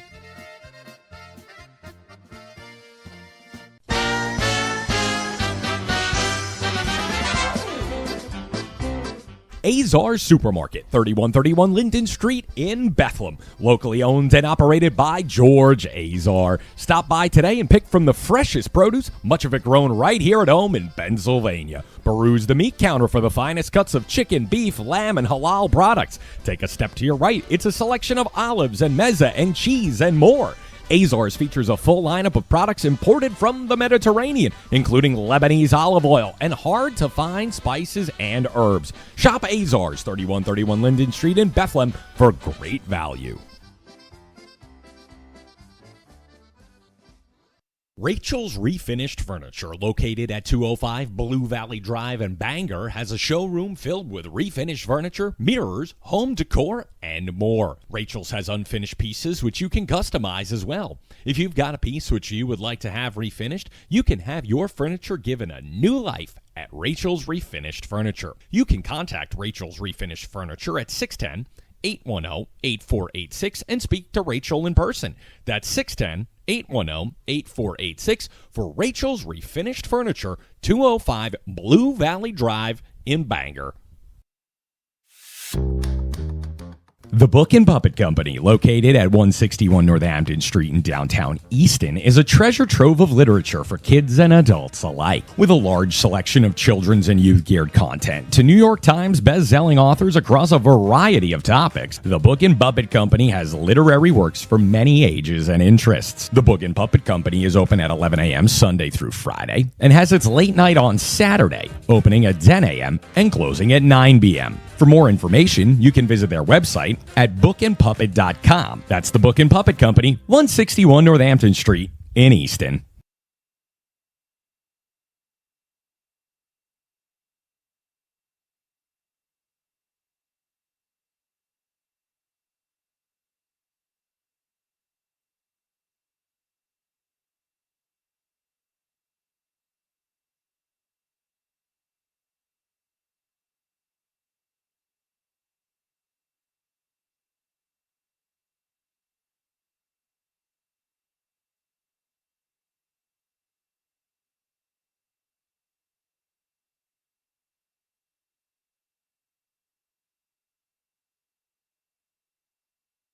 Have you racked up over $15,000 in credit card debt? Do the collection calls ring nonstop? There's a solution to the situation the banks don't want you to know about. CuraDebt has over 20 years of experience and thousands of 5-star reviews. Call the CuraDebt Credit Solutions hotline today to see if you qualify.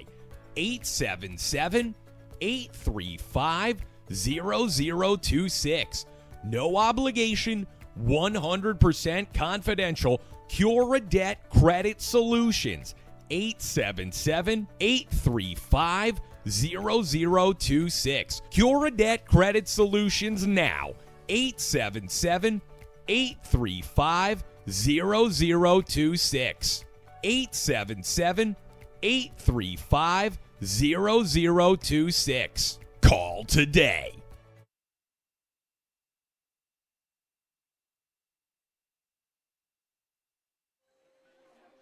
And it's halftime here at Palisades, tied at 14. Alex Fidorashevsky, Matt Baker, spelling our fantastic play-by-play crew for a little bit. LJ and Jason Parrish did such a good job, Matt. We've got about 10 minutes, and oh, do we have things to talk about around the Commonwealth. We do, but let's get started right away with our rankings from PA football news. All right, so here we go. Let's start with the most recent Pennsylvania football news rankings. In 6A, LaSalle goes to number 1. I think that one's finally well-deserved. St. Joe's at 0-2, still lurking around in there, and Harrisburg High's the real deal. Yeah, I agree with you there. Harrisburg, definitely the real deal. LaSalle deserves that number 1 spot. St. Joe's, like we talked in the pregame, you lose the next one, you might drop out of the top 5. Yeah, well, and what's crazy is St. Joe's could be 0-5 and win the state championship at the end of this thing.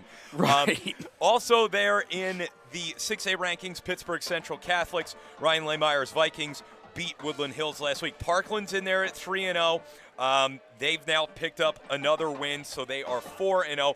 Imhotep, North Allegheny, State College still in the top 10, lost a multi-overtime thriller at home to Harrisburg last week. Central York and Nazareth rounded out the top 10. Great to see another District 11 team reach into that top 10. And come next week, you might see 3. I think it's certainly possible because in the honorable mentions, it was Abraham Lincoln, Coatesville, your Easton Red Rovers, your alma mater, North Penn, and Penn Ridge. So a lot of schools in our area certainly in the mix. In 5A, Roman Catholic, Pine Richland, Peters Township, Chester, Upper St. Clair, all unchanged. Mechanicsburg, McDevitt, Exeter, Springfield, Delco, Conrad Weiser, the rest of your top 10. Cathedral Prep, they put down in the honorable mention. Personally, I think they're a top 10 team, but hey, these are the PFN guys. I'm on the call. Right. I'm on the call. You're on the call, but you know what? It's always funny to see how different organizations rank different teams and rank the different levels. You know, there's a lot of in-depth that goes into it, but at some point, maybe we should start doing our own. Maybe we personally think when you look at it, we should. Like Cathedral Prep, you have to go into who they're playing. I think that's a great point, Jason Yes. Parrish, man. I'm not sure if everybody could hear it through, off the mic. You have to consider who Cathedral Prep is playing. I'm a big proponent of that, much like St. Joe's and LaSalle and some of these other schools. Penn Trafford, Strathaven, who's had a great start, and Warwick in there as well. Now this is where we start to get more towards the Colonial League schools that you see on air with us most weeks here at CWTAP. In Quad A, Monsignor Bonner, they are number 1. Thomas Jefferson, they are number 2. They are taking on Avonworth tonight, the number 3 team in AAA. Big contest out there in Pittsburgh. Southern Lehigh taking on North Schuylkill tonight. They are number 3 in Quad A. Shanahan, Shamokin, Pope John Paul, Susquehanna Township, Jersey Shore, and Twin Valley rounding out the top 10. Southern Lehigh, what do we think? I just looked at the score. I'm actually kind of surprised. They're currently up 21-8. Okay, I think that this is something to watch. Come next week, they're going to flip-flop. TJ currently losing to Avonworth, so I see a flip-flop coming next week in the future for Southern Lehigh going to 2 and bumping up that list. All right, in AAA, Northwestern is number 1, and I think until proven otherwise, the Tigers will remain there. Hickory's got a big one with Sharon tonight. Avonworth, we mentioned, taking on Thomas Jefferson. Notre Dame setting themselves up for a pretty good run this season. Imani, North Schuylkill we saw last week, another really good football team. Yeah, North Schuylkill, of course, is the one losing to Southern Lehigh. So we'll have to watch that one because another loss for North Schuylkill, and it gets interesting. Yeah, now, I mean, you could be looking at them as the number 4 seed. Right. In the playoffs. You could see like a North Schuylkill trip to Northwestern in the first round of the playoffs could be really interesting to watch, or even Notre Dame. Actually, it could be Notre Dame because Notre Dame is number 1 right now. Notre Dame is number 1 right now in the district tournament. Elizabeth Ford, Freeport, Montoursville, Mifflinburg round out the top 10. Wyoming area we talked about before the game. They are in the honorable mentions along with Berwick, Egan, North Catholic, and Sharon. Take a drop down now to the AA and single A classifications. Troy still number 1. They lost to Waverly, New York, defending state champion. Okay. Farrell, number 2. Schuylkill Haven is number 3. That's a rock-solid team. Williams Valley in there at number 4. Another team from our viewing area. Richland Township from Johnstown. Southern Columbia, Bishop McCourt, Still High, Karn City, and Berlin Brothers Valley, the school that Matt didn't know where they were in the pregame. We had to look them up on the map for him. Marion Center, Minersville, Seton LaSalle, South Allegheny, and South Park rounding out the honorable mentions. And that is not South Park, Colorado. No, it is not South Park, Colorado, the cartoon on TV. This is South Park, South Hills of Pittsburgh, with the beautiful South Park in South Park. I've been to South Park. They have bison. Really? Yes. Interesting. Yes, there are all kinds of wild animals that are in some type of it's like animal refuge in South Park. Any Highland cows? They might have them somewhere. I'm not kidding either. There are all kinds of animals there in South Park. Class A, the Fighting Matt Siegs of Fort Cherry, number 1. Clairton, Bishop Guilfoyle, Port Allegheny, Wilmington, Westinghouse, Lackawanna Trail, a team we talk about every single week here. Jeanette, Line Mountain, and Myersdale out of District 5. The honorable mentions, Greensburg Central Catholic, Greenville area, Laurel, Marion Catholic, the Colts, who are off to a hot start this year, and Monessen, who have bounced back after almost losing their program just a couple of years ago. Yeah, great rankings there from PA Football News, of course. It's always nice to talk about other teams in our viewing area. We don't always get a chance to reach out to them, with potential for games. Lackawanna Trail tonight beating Dunmore 21-14 at the half. Checking some other scores around the area. Whitehall leading Pocono Mountain West 21-7. I think that's an interesting score. I think we knew this was going to be a test for them, and Whitehall has responded. And now Pocono Mountain West is chasing that game. Southern Columbia leads Mount Carmel 22-16. And in one of our pick'ems, South Fayette leads Elizabeth Forward 20-9. I think I know what I'm talking about. And you talked about Marion Catholic there in the one in the honorable mentions. They're definitely going to go 4-0 to next week. They're up 28-0 at halftime over Shenandoah Valley. Jersey Shore leading Shamokin 21-7. So Shamokin, a team that's ranked in the top 10, is chasing that contest. Delaware Valley finally un-Delaware Valleying their start. They lead Scranton Prep 24-7. But again, no rest for the weary there for both of those schools. They've taken very, very difficult slates to start the season. Yeah, a lot of teams have. We know, Easton in the last 2 years has, played a Springford team. They played CB West. This year they played Erasmus Hall. Other schools, as we talked in the pregame, Torrey Pines playing Freedom. It's just nice to see teams being able to go outside of their area and play strong teams because it only helps you build your program. I think it's a good thing that some of these leagues have been redrawn and that has been able to happen. Mars leads Aliquippa out west 6-0. That was another one of the games that we wanted to watch. Mifflinburg leading Montoursville. That's up in the Blue Ridge territory, 35-0. Tri-Valley all over Nativity, 28-0. That game just reaching halftime. And just down the road from us, North Penn of Lansdale leading the Chamonix 14-12 at the half. How's our win watch for that team out of Alabama? Oh, they lost bad last week. I know, but we need an update for this week. It was 60-something last week. Oh. So I will get a check on that Alabama score. And we will see what's going on. Lehigh leads Palmerton 22-0. We're tied at 14 here. Northwestern at the half, 28-21 over Blue Mountain. Blue Mountain certainly proving they can hang. Waya missing 35. Northern Lebanon 0. And Liberty and Northampton are also tied at 21 at the half. Good game up there. That was another game we expected to be good. Yeah, listen, Matt, I love going around these scores every week with you as we hit halftime. How is Old Columbia High School? That was yesterday they played? They played yesterday, and they lost 63-0. I think that's 96 in a row for Columbia High School out of Huntsville, Alabama. The 100 loss watch, it's certainly in play for them as they go down the rest of the season. We'll have to see what happens. We'll have to keep an eye on that one as we go along. And how about Imhotep?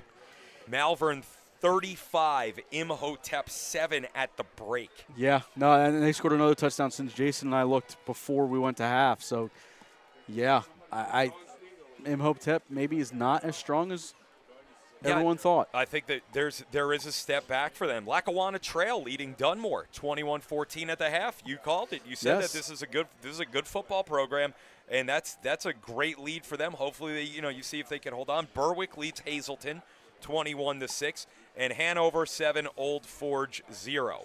So there you go. There's just some scores from around the Commonwealth of Pennsylvania. We'll check up on some of those bigger games as the second half goes on.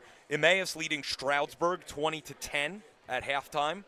So Emmaus trying to even up that record. Good for the Green Hornets. Again, close to us, but just outside the viewing area. Ben Salem 7, Quakertown 6. That game is at the half. As Palisades gets ready to retake the field. Did West Philadelphia ever get to Hatboro? Did we get an update? Yes, they did. Okay, that's good. Yes, West Philadelphia did arrive to Hatboro Horsham. As of 7 o'clock, they hadn't arrived. Right, they got most likely got stuck in traffic. I'm assuming on Schuylkill Expressway, you slowed them down a little bit. Another score at the half: Mars 6, Aliquippa 0. Eric Kasparovich, former coach of Pine Richland, now in charge of Mars. Son plays on the football team there. I believe he's the quarterback. He's one of the masterminds of coaching in Pennsylvania. Great track record. No surprise that he has the Planets playing good football. Also, one of my favorite Pennsylvania school team names, the Mars Planets. It's a great play. It really is. It's just a great play, sticking with the whole solar system theme. My favorite game in Pennsylvania sports has always been Moon Mars.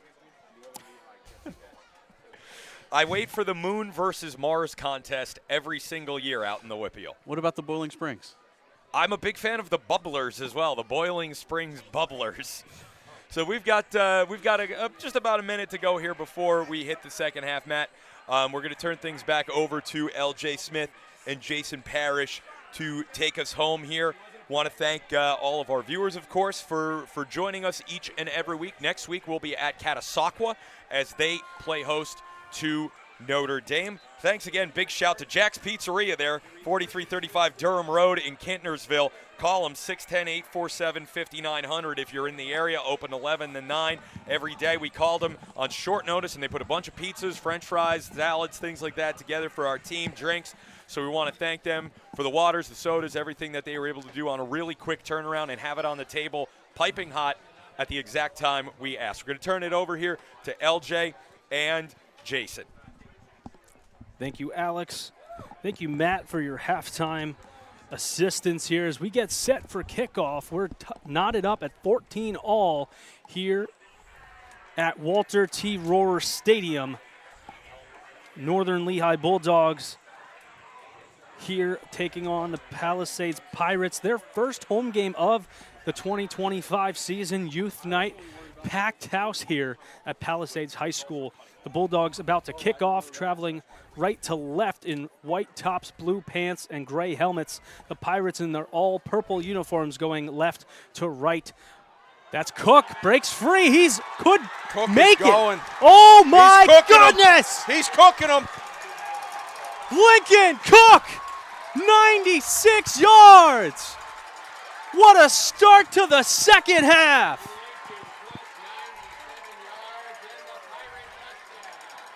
Just like that, igniting this Pirates crowd, taking a 20-14 lead. After such a well-played first half on both sides, a special teams mistake by Northern Lehigh allows, I think it was 96, right, LJ?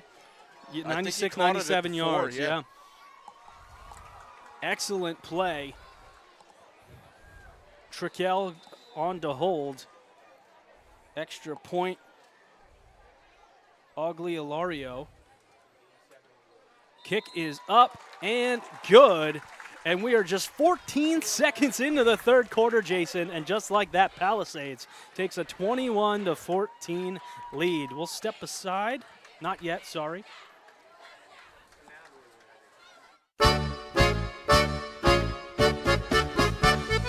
The Leather Corner Post Bar and Grill, 6855 Horseshoe Road in Orfield, has served up good food and good cheer since the 1860s. LZB is a one-of-a-kind local bar with great food, cold beer, and plenty of memories to be made. Sample their wings, burgers, salads, and more in a relaxed neighborhood pub setting. And with sports, Bolka, and more on their TVs, LZB is your hometown pub in Lehigh County. LCB is also the Boomba capital of the Lehigh Valley and features Bolka music on the third Thursday of every month, with the Steelworkers Bolka Band performing from 6 until 9 p.m. LCB is open Tuesday to Thursday from 3 until 11, Friday and Saturday from noon to 1:30 a.m., and Sunday from 1 to 8 p.m. Reserve your seats for Bolka Night with the Steelworkers by calling 610-395-1782. That's 610-395-1782. And of course, remember to mention CWTAP. That's the Leather Corner Post, 6855 Horseshoe Road in Orfield. And we're back for kickoff. The Pirates ignite the third quarter with a kickoff return by Lincoln Cook, and planted is Chris Frame.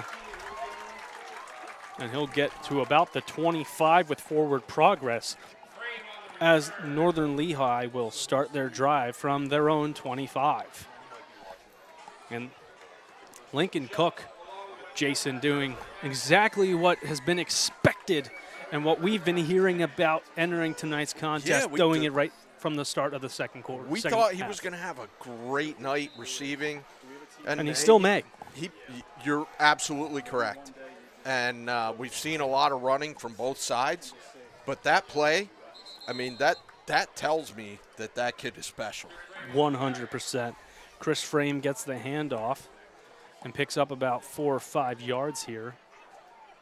Call it 5 yards, brings up 2nd and 5 for the Bulldogs. Took just 14 seconds for Lincoln Cook to travel 97 yards.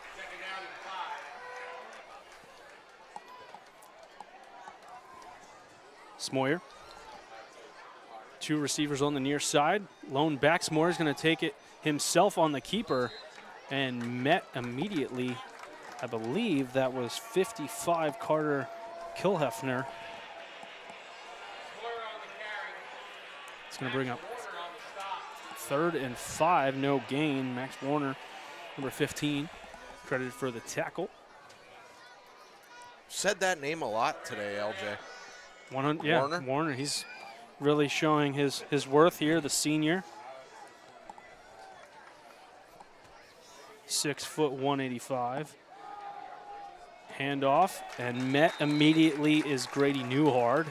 Tried a quick hitter there. And 4th and medium is going to be what it is for the Bulldogs. And down 21-14, they're going to punt.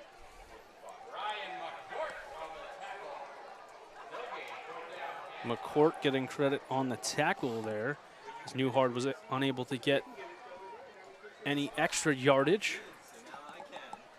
Back deep for Palisades is I believe that's Fitzgerald. Yep.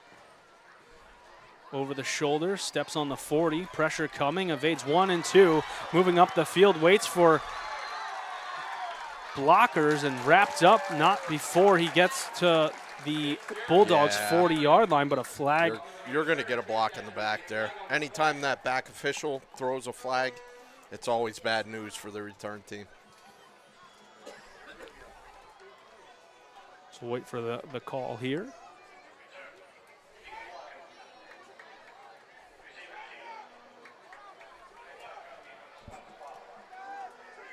So I believe it's a spot foul is what they were saying. So took place on 10 yards from the spot of the foul. The Bulldogs side of the 50.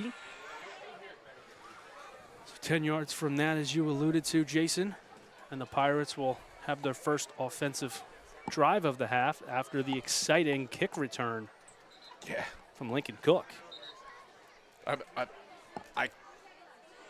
being selfish right now, but I kind of want to see him catch a pass out on the outside with some room and just see what he can do. See if he can break a tackle and get to the end zone. Plenty of time to see that. We're in the 3rd quarter here, 9:38 to play. And the Pirates with the ball on their own 41-yard line. Ball is snapped, but not before a whistle's going to stop play. I don't see a flag. I just saw the official point to himself. Was it not? It wasn't blown in? Okay. Okay. Matt Baker. With the assist there. With the assist there, says the play wasn't blown in. Now it is, so now the play clock is counting down. So a little bit of a hiccup, no flag, so no change of yardage here other than the initial block in the back on the punt return. But now 10 seconds on the play clock as the Pirates approach the ball.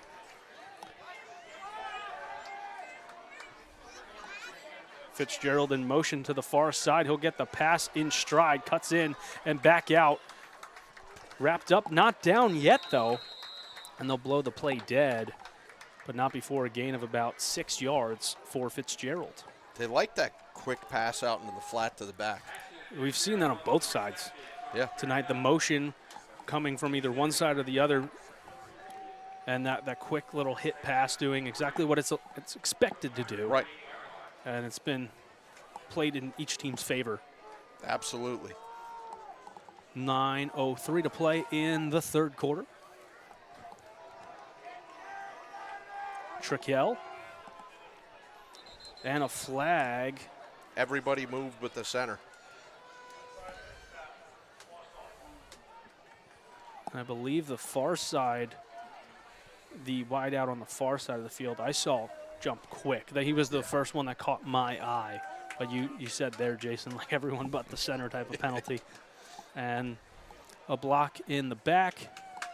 And now another penalty going against the Pirates here early in the third.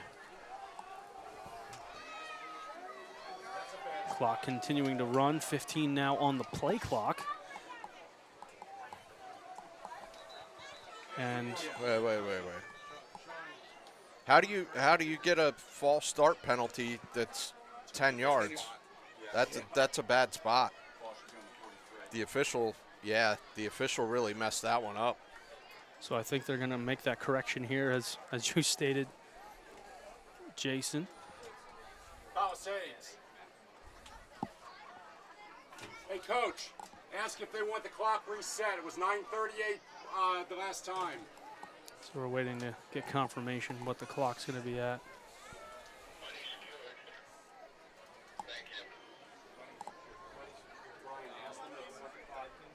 I think they said the spot is good, if that's what I heard through the.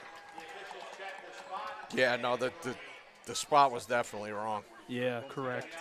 That was Yeah, I was gonna say, that's- 10-yard false start penalty. So now. I mean, I get it. There were 10 people moving, but that doesn't mean it's a 10-yard penalty. So it's going to be 2nd down and 8.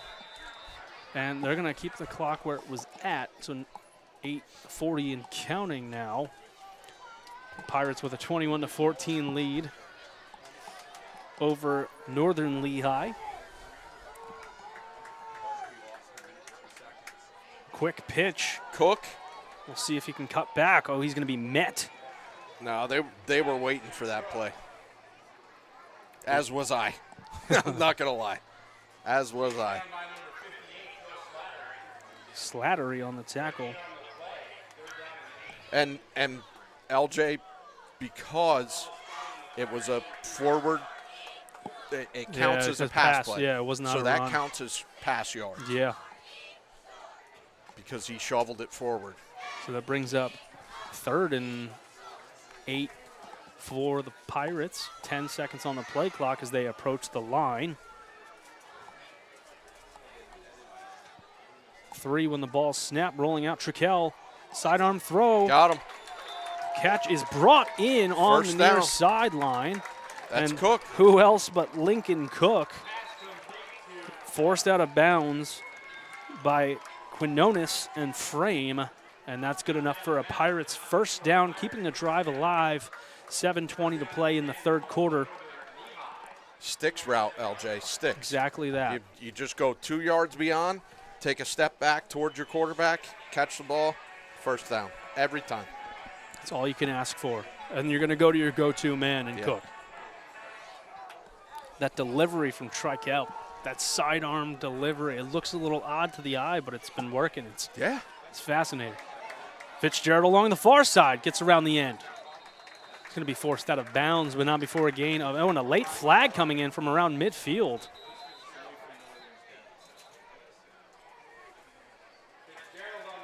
Is that, Not exactly sure. Matt, did you see a blindside block? I think I did. And Yeah, I think I saw an illegal blindside block there, but we'll wait and see Mason what they call. Rothrock just getting helped off the field there for the Bulldogs. And Yeah, and we got a blindside block there. so that So when I say blindside I didn't block, quite see it. So yes, thank you, Jason. when I say blindside block, it's the player has to be facing you in order for you to hit it. Like, he has to see you.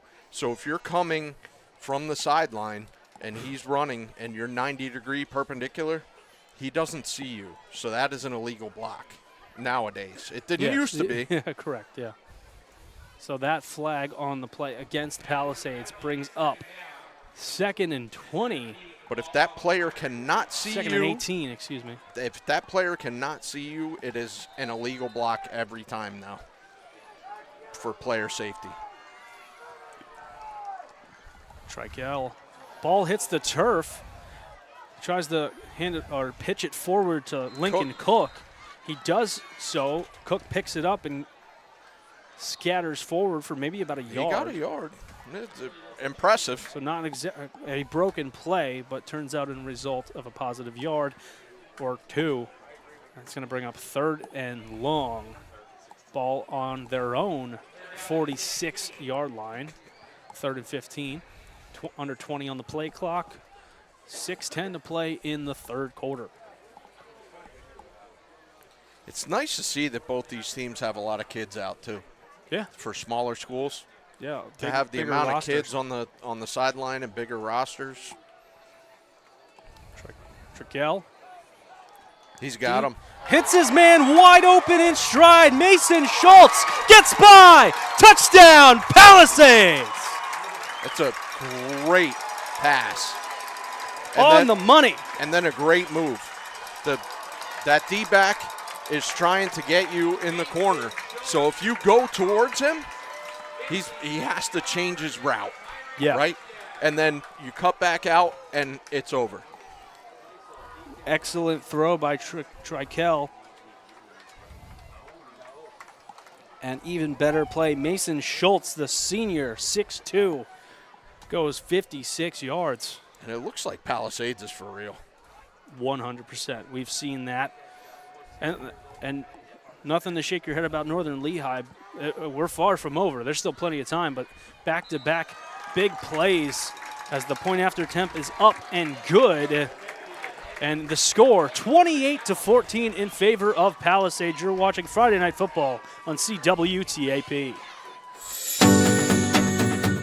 Superior Hardware, located at 400 South 3rd Street in Bangor, is your go-to source for home improvement supplies in the Slade Belt. With a variety of tools, screws, nuts, bolts, and more, Superior Hardware is the place to shop for your hardware needs. Superior Hardware offers a full line of Milwaukee tools, the highest quality power tools available. In addition to their in-store offerings, Superior Hardware ships nationwide via their website, www.superiorhardwarebangor.com. So you don't even have to live in the Slate Belt or drive to Bangor to sample all that Superior Hardware has to offer. Superior Hardware is open Monday to Friday from 7 till 5, Saturday from 7:30 to 4, and Sunday from 9 to 2. Call them at 610-588-3205 or stop by their location at 400 South 1st Street in Bangor to jumpstart your home improvement projects today. That's Superior Hardware, 400 South 1st Street in Bangor. Welcome back to Rohrer Stadium. Palisades High School leading Northern Lehigh 28-14. Kickoff going to the hands of Zambo. That was a pop. And gets to his own 25-yard line. 8 or not 8? I think 15, Max Warner there with Hunter Rogan.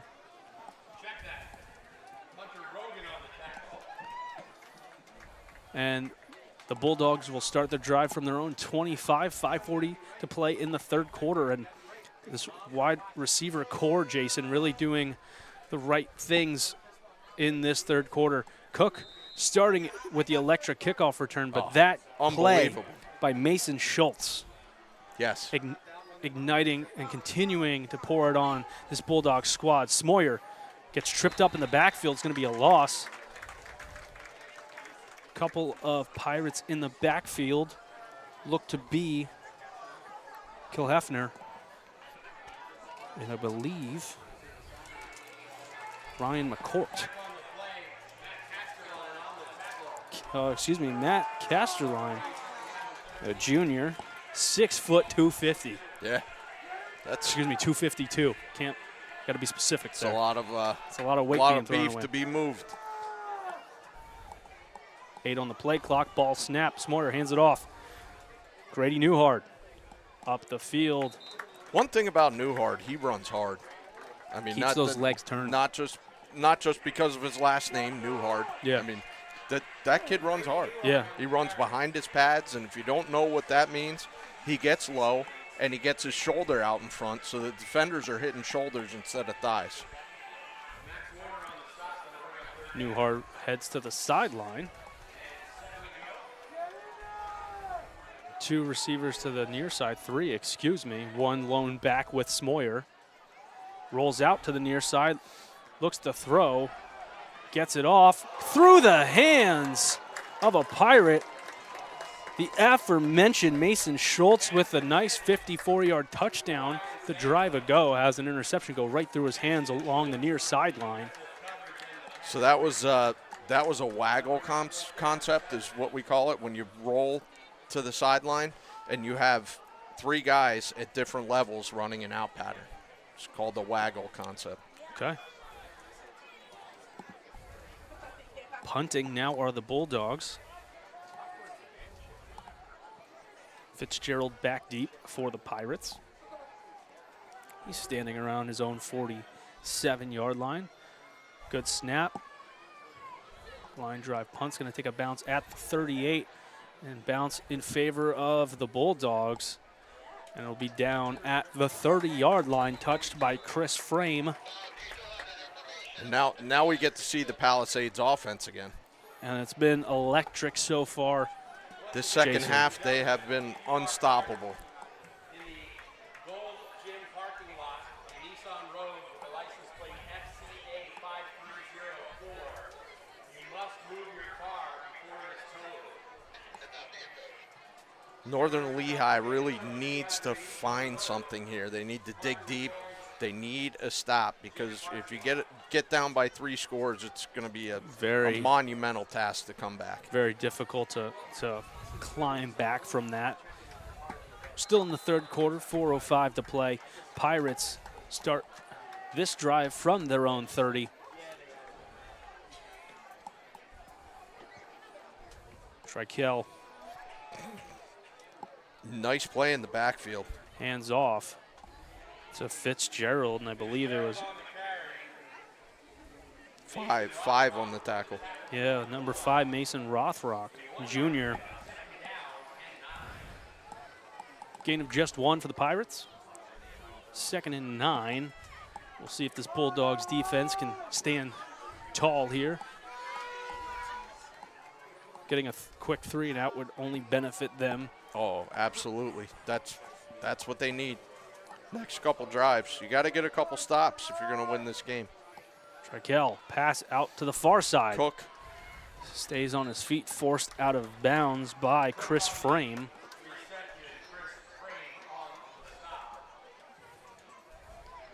Pick up about 4 or 5 yards maybe. 3rd and call it 4 yards. And from what we've seen, he's as advertised. 100%. Yes, he's been an excellent watch so far, doing the right things.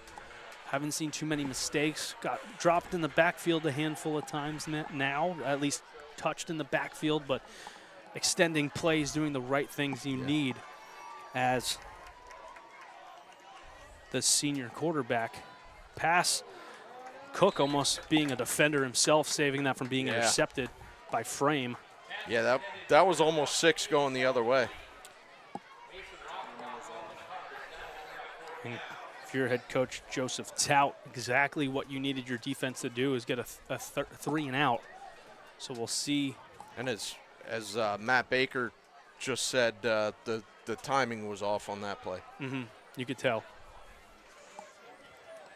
2:40 on the game clock as we get set to punt. Believe that's going to be number 1, Chris Frame, back deep for the Bulldogs. So almost close. blocked. Takes a bounce in favor of the Pirates. And watching it go all the way down, Everett Clark, the sophomore, will pick it up at the 15. I'd almost want to see that again because I don't know how he missed that. He was right in front of the punter. From our vantage point, my goodness, just kind of inches away. And switching the fields, doing exactly what you're supposed to for Palisades, that punt, switching fields, as Northern Lehigh will start their drive from their own 15-yard line. And we'll see the likeness of Smoyer again. And we've seen tonight, Palisades is very fundamentally sound on both sides of the ball. Not many mistakes at all. 2:25 on the clock to start the drive for Northern Lehigh. Ball snaps, Smoyer, quick pass. Hits his wide open receiver. Be dropped maybe just at the line to gain. They're going to give him a first down. And I believe it was Zambo. Yes, you are correct. So one play and a first down for Northern Lehigh as we approach 2 minutes to play in the third quarter. Matt will appreciate this. That was the A.J. Brown special. Quick slant. Man in motion is Frame. Whistle. And I think they're going to call Yeah, you're going to false get start procedure. here on the Bulldogs. And exactly that, 5-yard penalty going against the Bulldogs. So after picking up a nice first down on the first play, if they move back 5 yards, just make things even more challenging, putting Hurt you. themselves behind the sticks. Hurt you, especially you're less than 2 minutes away from the fourth quarter. You got to get it back in this game. How the momentum could change with one score here before the start of the fourth. Man in motion. Smoyer keeps it, follows his lineman. He'll pick up about 6 yards, bringing up 2nd and 9. Straight QB draw concept again. Getting some nice yardage there. We've seen that design a handful of times so far this evening already. Yeah, and Schmoyer's a good runner, too. Executes well, follows his lead tackle. On the near side is Koretsky and Frame. Looks to throw, cuts inside, Smoyer evades, picks up a first down and more. Great read. Forced out of bounds by Warner. Great read. When you see the defense and all you see is the back of their jerseys, that's when you take off as a quarterback, because you know they're in man coverage. Nobody's looking at you. So even further behind the sticks. 2 plays to pick up another first down for the Bulldogs. Clock stopped with 54 seconds to play. 14 on the play clock as Smoyer awaits the snap in the shotgun. One lone back motion man seems to be Zambo. Straight Smoyer QB draw again. keeps it. Running behind his O-line. That right side's really giving him some room. Gain of about 4 yards.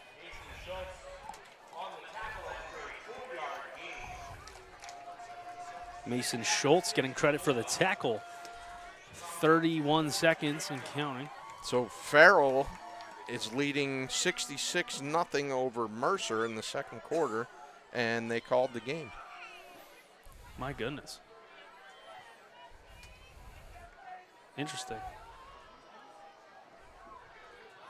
Little jump there, 2nd and 7, 6 yards. Handoff up the middle.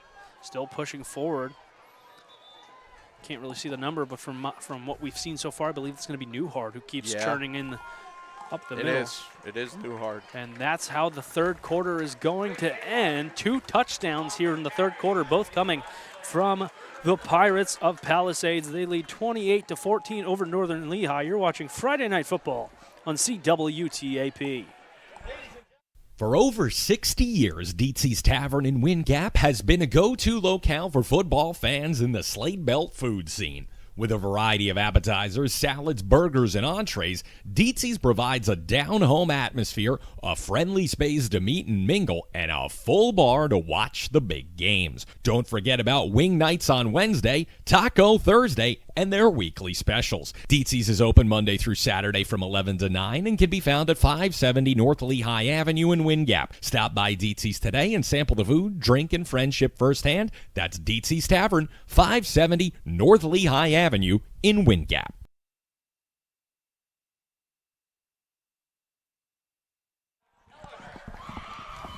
And welcome back to Walter T. Rohrer Stadium here at Palisades High School, their home opener of the 2025 season. They possess a 28-14 lead over the Northern Lehigh Bulldogs. LJ Smith, Jason Parrish on the call with you this evening as we get set for fourth quarter. And Jason, third quarter was all Palisades. Yeah. Now Northern has a 3rd and 3 here, running the T formation again. Give it to Newhart up the middle, and he's got a first down across midfield. or right at midfield. Right at, so an extra 2 yards just in case picks up a Bulldogs first down and keeps this drive alive. And we'll see if they take to the air here because they are trailing by 2 scores.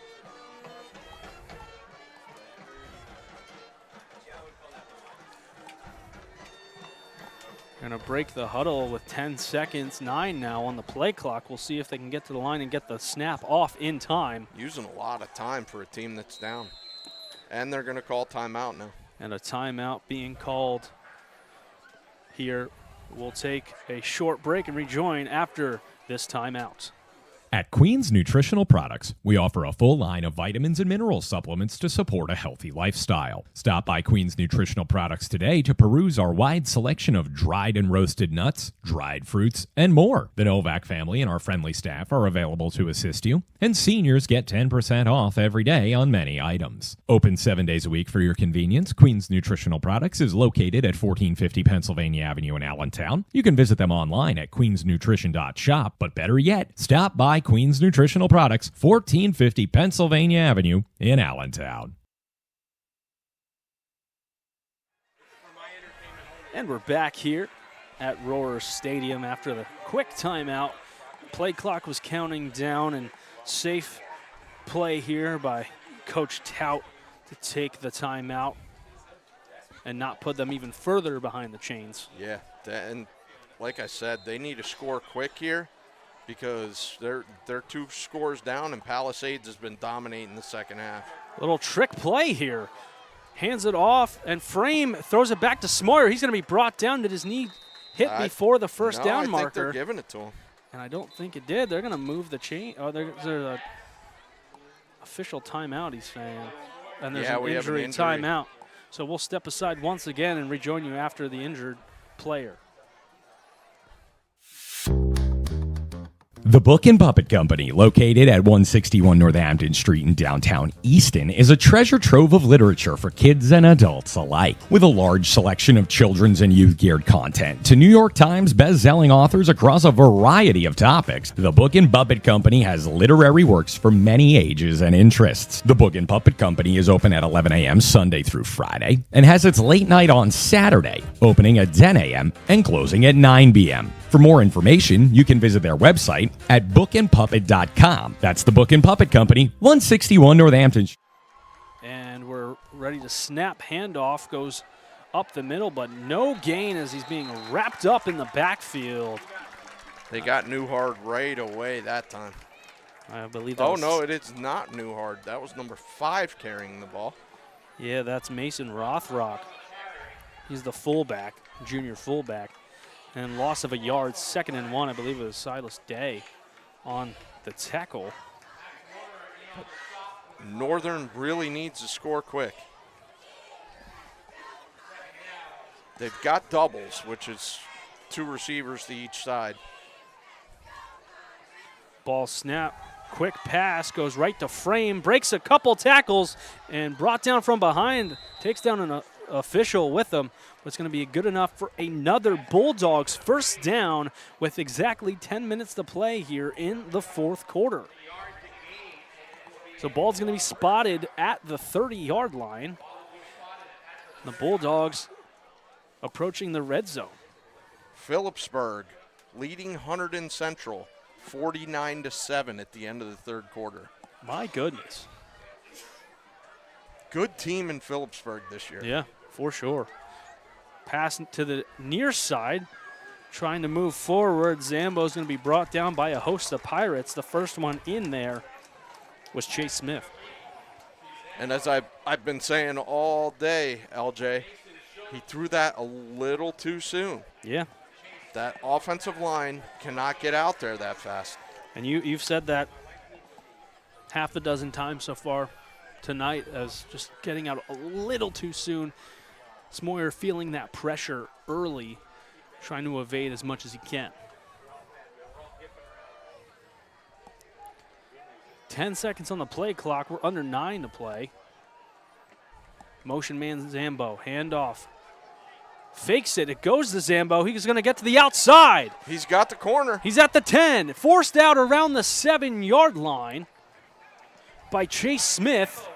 Good eye right at the 7 is where they're marking it. Good eye. Perfect. First and goal from the 7. Clock stops at 8:46 after that excellent play. Zambo in motion, faking the handoff to Chris Frame and going back to Zambo. That kind of reminds me of what we used to call the Statue of Liberty, where you fake with your hand out in front, and then you put the ball behind your back and the other guy grabs it. Yeah. Smoyer kept it. Most famously run by Boise State against Oklahoma. I was going to say, that's claim to fame. 8:38 to play. Second and goal. Call it the 4 or 5 yard line. Might just be past the 5. And bringing in the big man, Rowan Tharp, 6'4", 380 on the line, and brought down is Smoyer. Tried that T formation again. That's the back-to-back plays of that T formation, and Carter Kilhefner, the junior, getting credit for the tackle. As we approach 8 minutes to play, 3rd and goal. And you're in two-play territory here. You don't have that any other choice at this point. You can't kick a field goal because you're still down by 2 scores. Under center, pitch, goes to Frame. Can he get to the corner? No, he cannot. He cannot. Wrapped up. I believe that was Silas Day. 11. And Silas Day brings them down at the 6-yard line. That was a great play. Frame has been able to get to that edge a couple times this evening, and now a nice play by Day. Kept his contain, a lot of effort, just kept the motor running. It's a great play by that kid playing defensive end. 10 seconds on the play clock and a flag, and I believe it's going to be too many men on the field. You're going to get 12, yep. Good call, LJ. As Newhart was trying to run off the field as they broke the huddle, but just fourth and goal from the 5 turns in 4th and goal from the 10 now. 7:05 on the game clock and continues to count down. Split back around Newhart. Zambo, near side receiver. Goes in, low throw. Did he make the catch? Incomplete. Pass intended for Zambo. Falls incomplete in coverage. Was number 13, Mason Schultz. And the Palisades defense stands tall. Excellent red zone and goal line stance by this Pirates defense, and they'll take over on their own 10-yard line to start this drive. And now, LJ, this is my favorite part of the game because I'm old school. This is when you run the ball. Run the ball. This is when you say, okay, there's 6 minutes left. I don't care if you're getting 3 or 4 yards of play. We just need to run this clock out. We're up by 2 scores. Seen Fitzgerald get a healthy dose of handoffs throughout the game so far. He's not going to be lined up in the backfield with Trikel.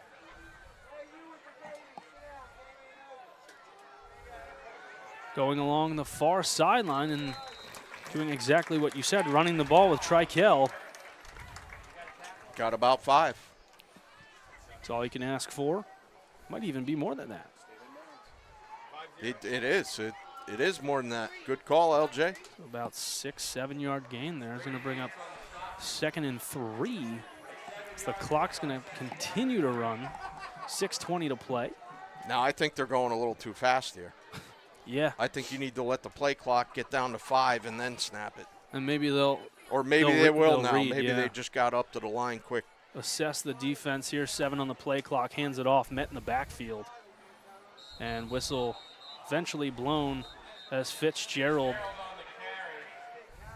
gets met.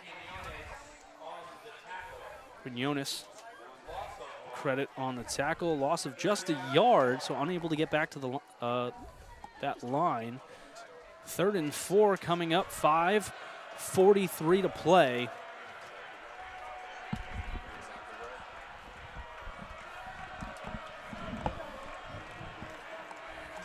So now it looks like they'll eat the play clock up here. They're going to eat the play clock and call timeout with a second left. So it's now down at 7, game clock at 5:23. You got to make sure you have the perfect play here. And to timeout. keep that clock rolling. Exactly like you said, Jason, and we'll take a timeout here as well. You're watching Friday Night Football on CWTAP. We at Lifeline Screening have screened over 9 million people over 25 years.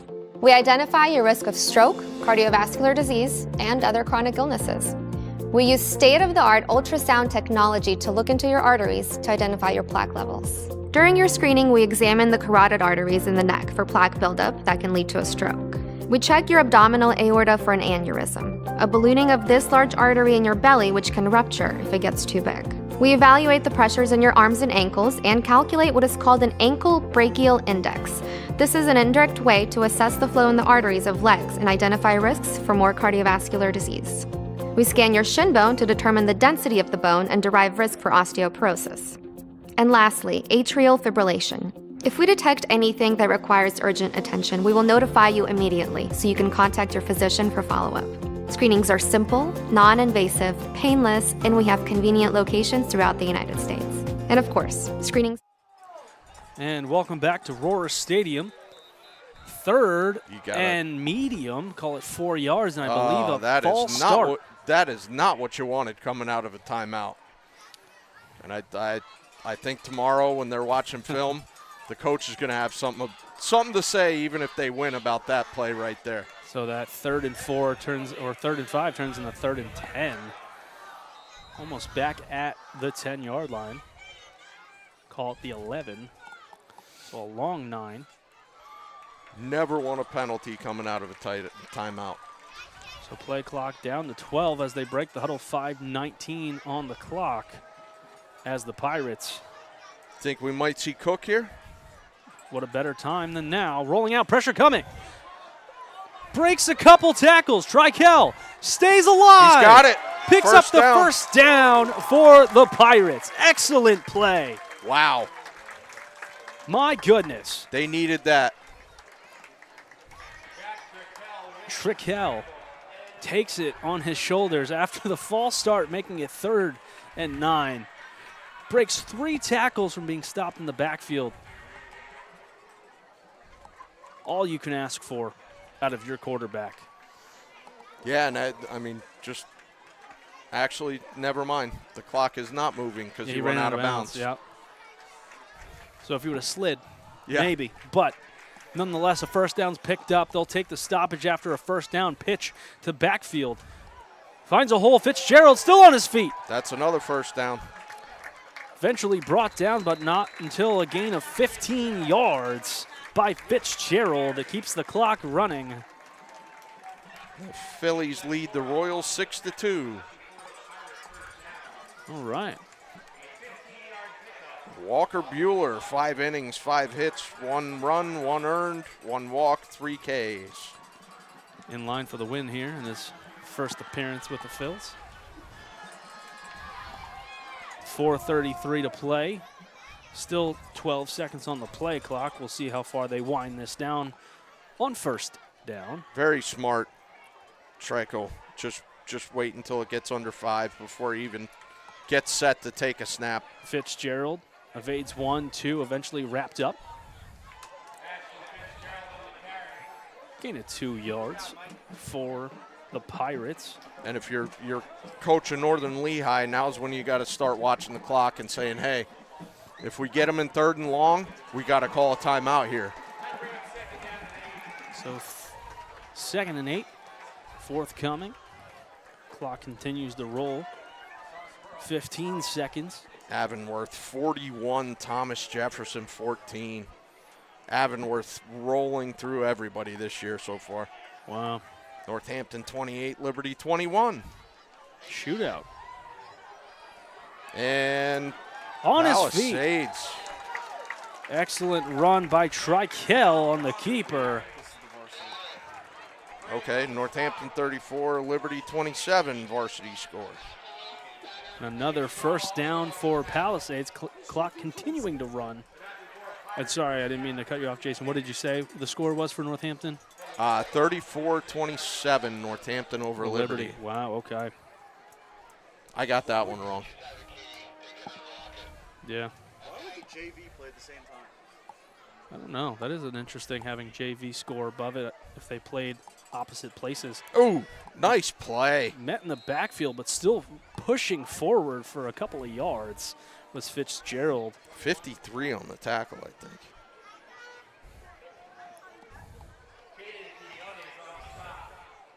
Caden Keonis. Number 21, Quinones, getting credit for the tackle. Clock continues to roll down as we approach 2 minutes and 30 seconds in the fourth quarter. Yeah, they're not even bothering calling timeouts now. Still a two-score game.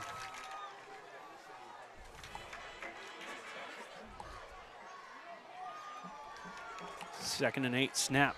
Trykel, handoff. Believe Fitzgerald moves forward for about another, or maybe got back to the line there. And a flag coming in late.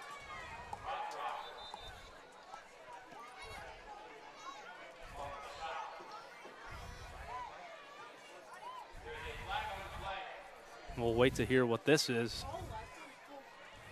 as it came in after the play had ended.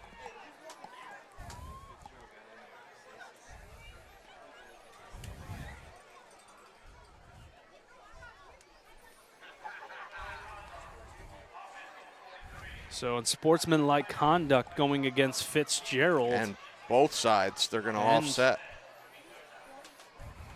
And I didn't hear the number, maybe Rothrock number 5, because he was the one who came up on the stop. So third down. Clock running, under 2 minutes now.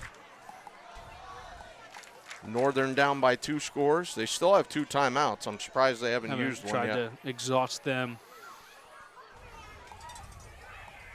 But we see the Pirates approach the line, 8 on the play clock. Clock continuing to run down. Trykel, quick pass, Cook gets it. Steps in the open space, breaks Touchdown. free. Can he stay on his feet? He does, but not before he's brought down at the 23-yard line, picking up more than enough for a Palisades first down. So, I mean, all they really have to do is take a knee if Northern's not going to call timeouts. It's a minute 20 left on the clock.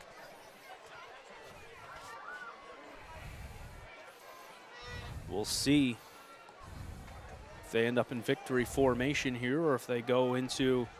It looks like it. Just got the signal there from Trykel, looking like he's going to take the knee with 7 seconds on the play clock. He'll take the snap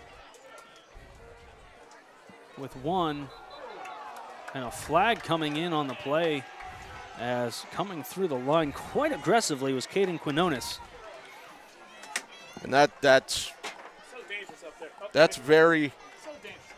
is very unsportsmanlike conduct right there. And that's exactly what it is.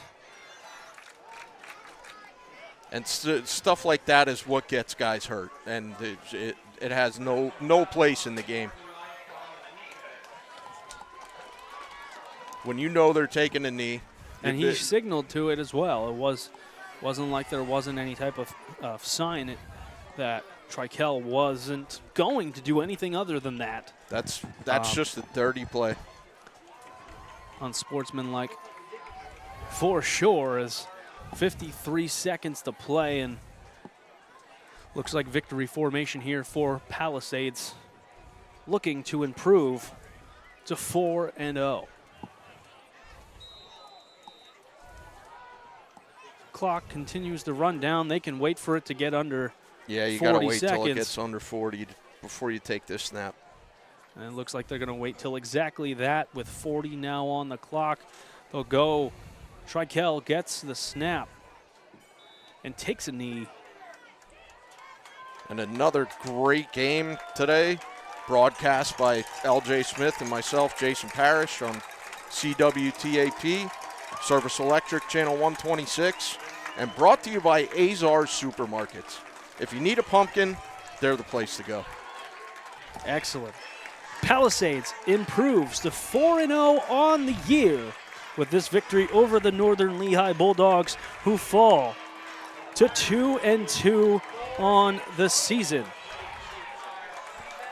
As we get ready to wrap everything up here, we thank you again for joining us here on CWTAP Friday Night Football between Northern Lehigh and Palisades. Jason Parrish, myself, LJ Smith, Matt Baker, and who else other than Alex Fidrashevsky for tonight's game, giving you coverage. We thank you for tuning in. Please enjoy the rest of your evening.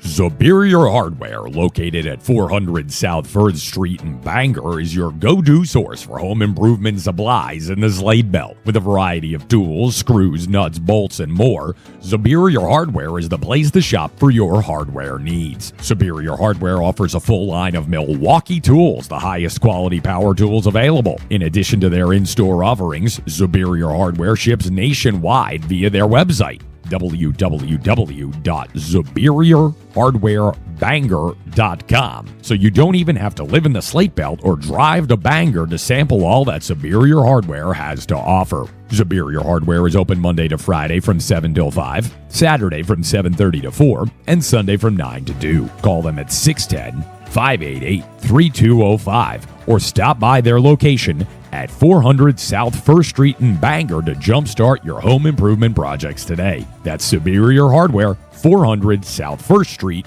in Bangor.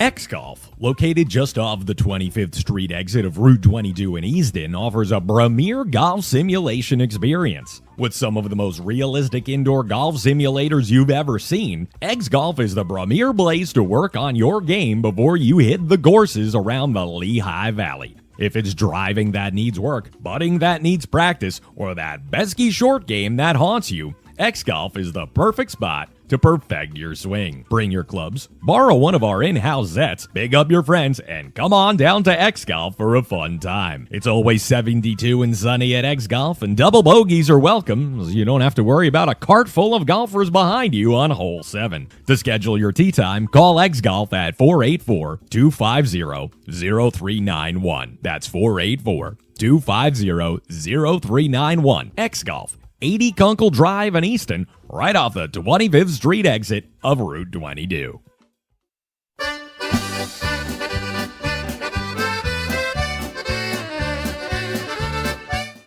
It's Queen's Nutritional Products, 1450 Pennsylvania Avenue in Allentown. The Novak family, still the proprietors. For a wide variety of high-quality vitamins, supplements, and herbs, shop Queen's Nutritional Products.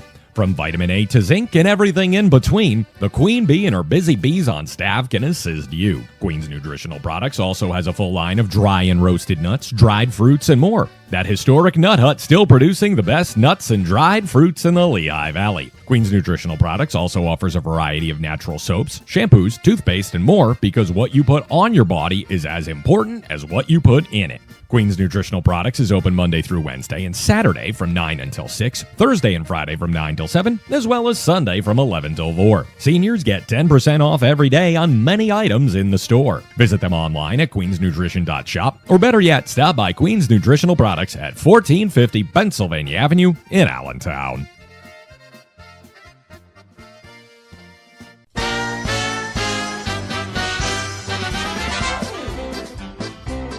Azar Supermarket, 3131 Linden Street in Bethlehem. Locally owned and operated by George Azar. Stop by today and pick from the freshest produce, much of it grown right here at home in Pennsylvania. Peruse the meat counter for the finest cuts of chicken, beef, lamb, and halal products. Take a step to your right. It's a selection of olives and mezza and cheese and more.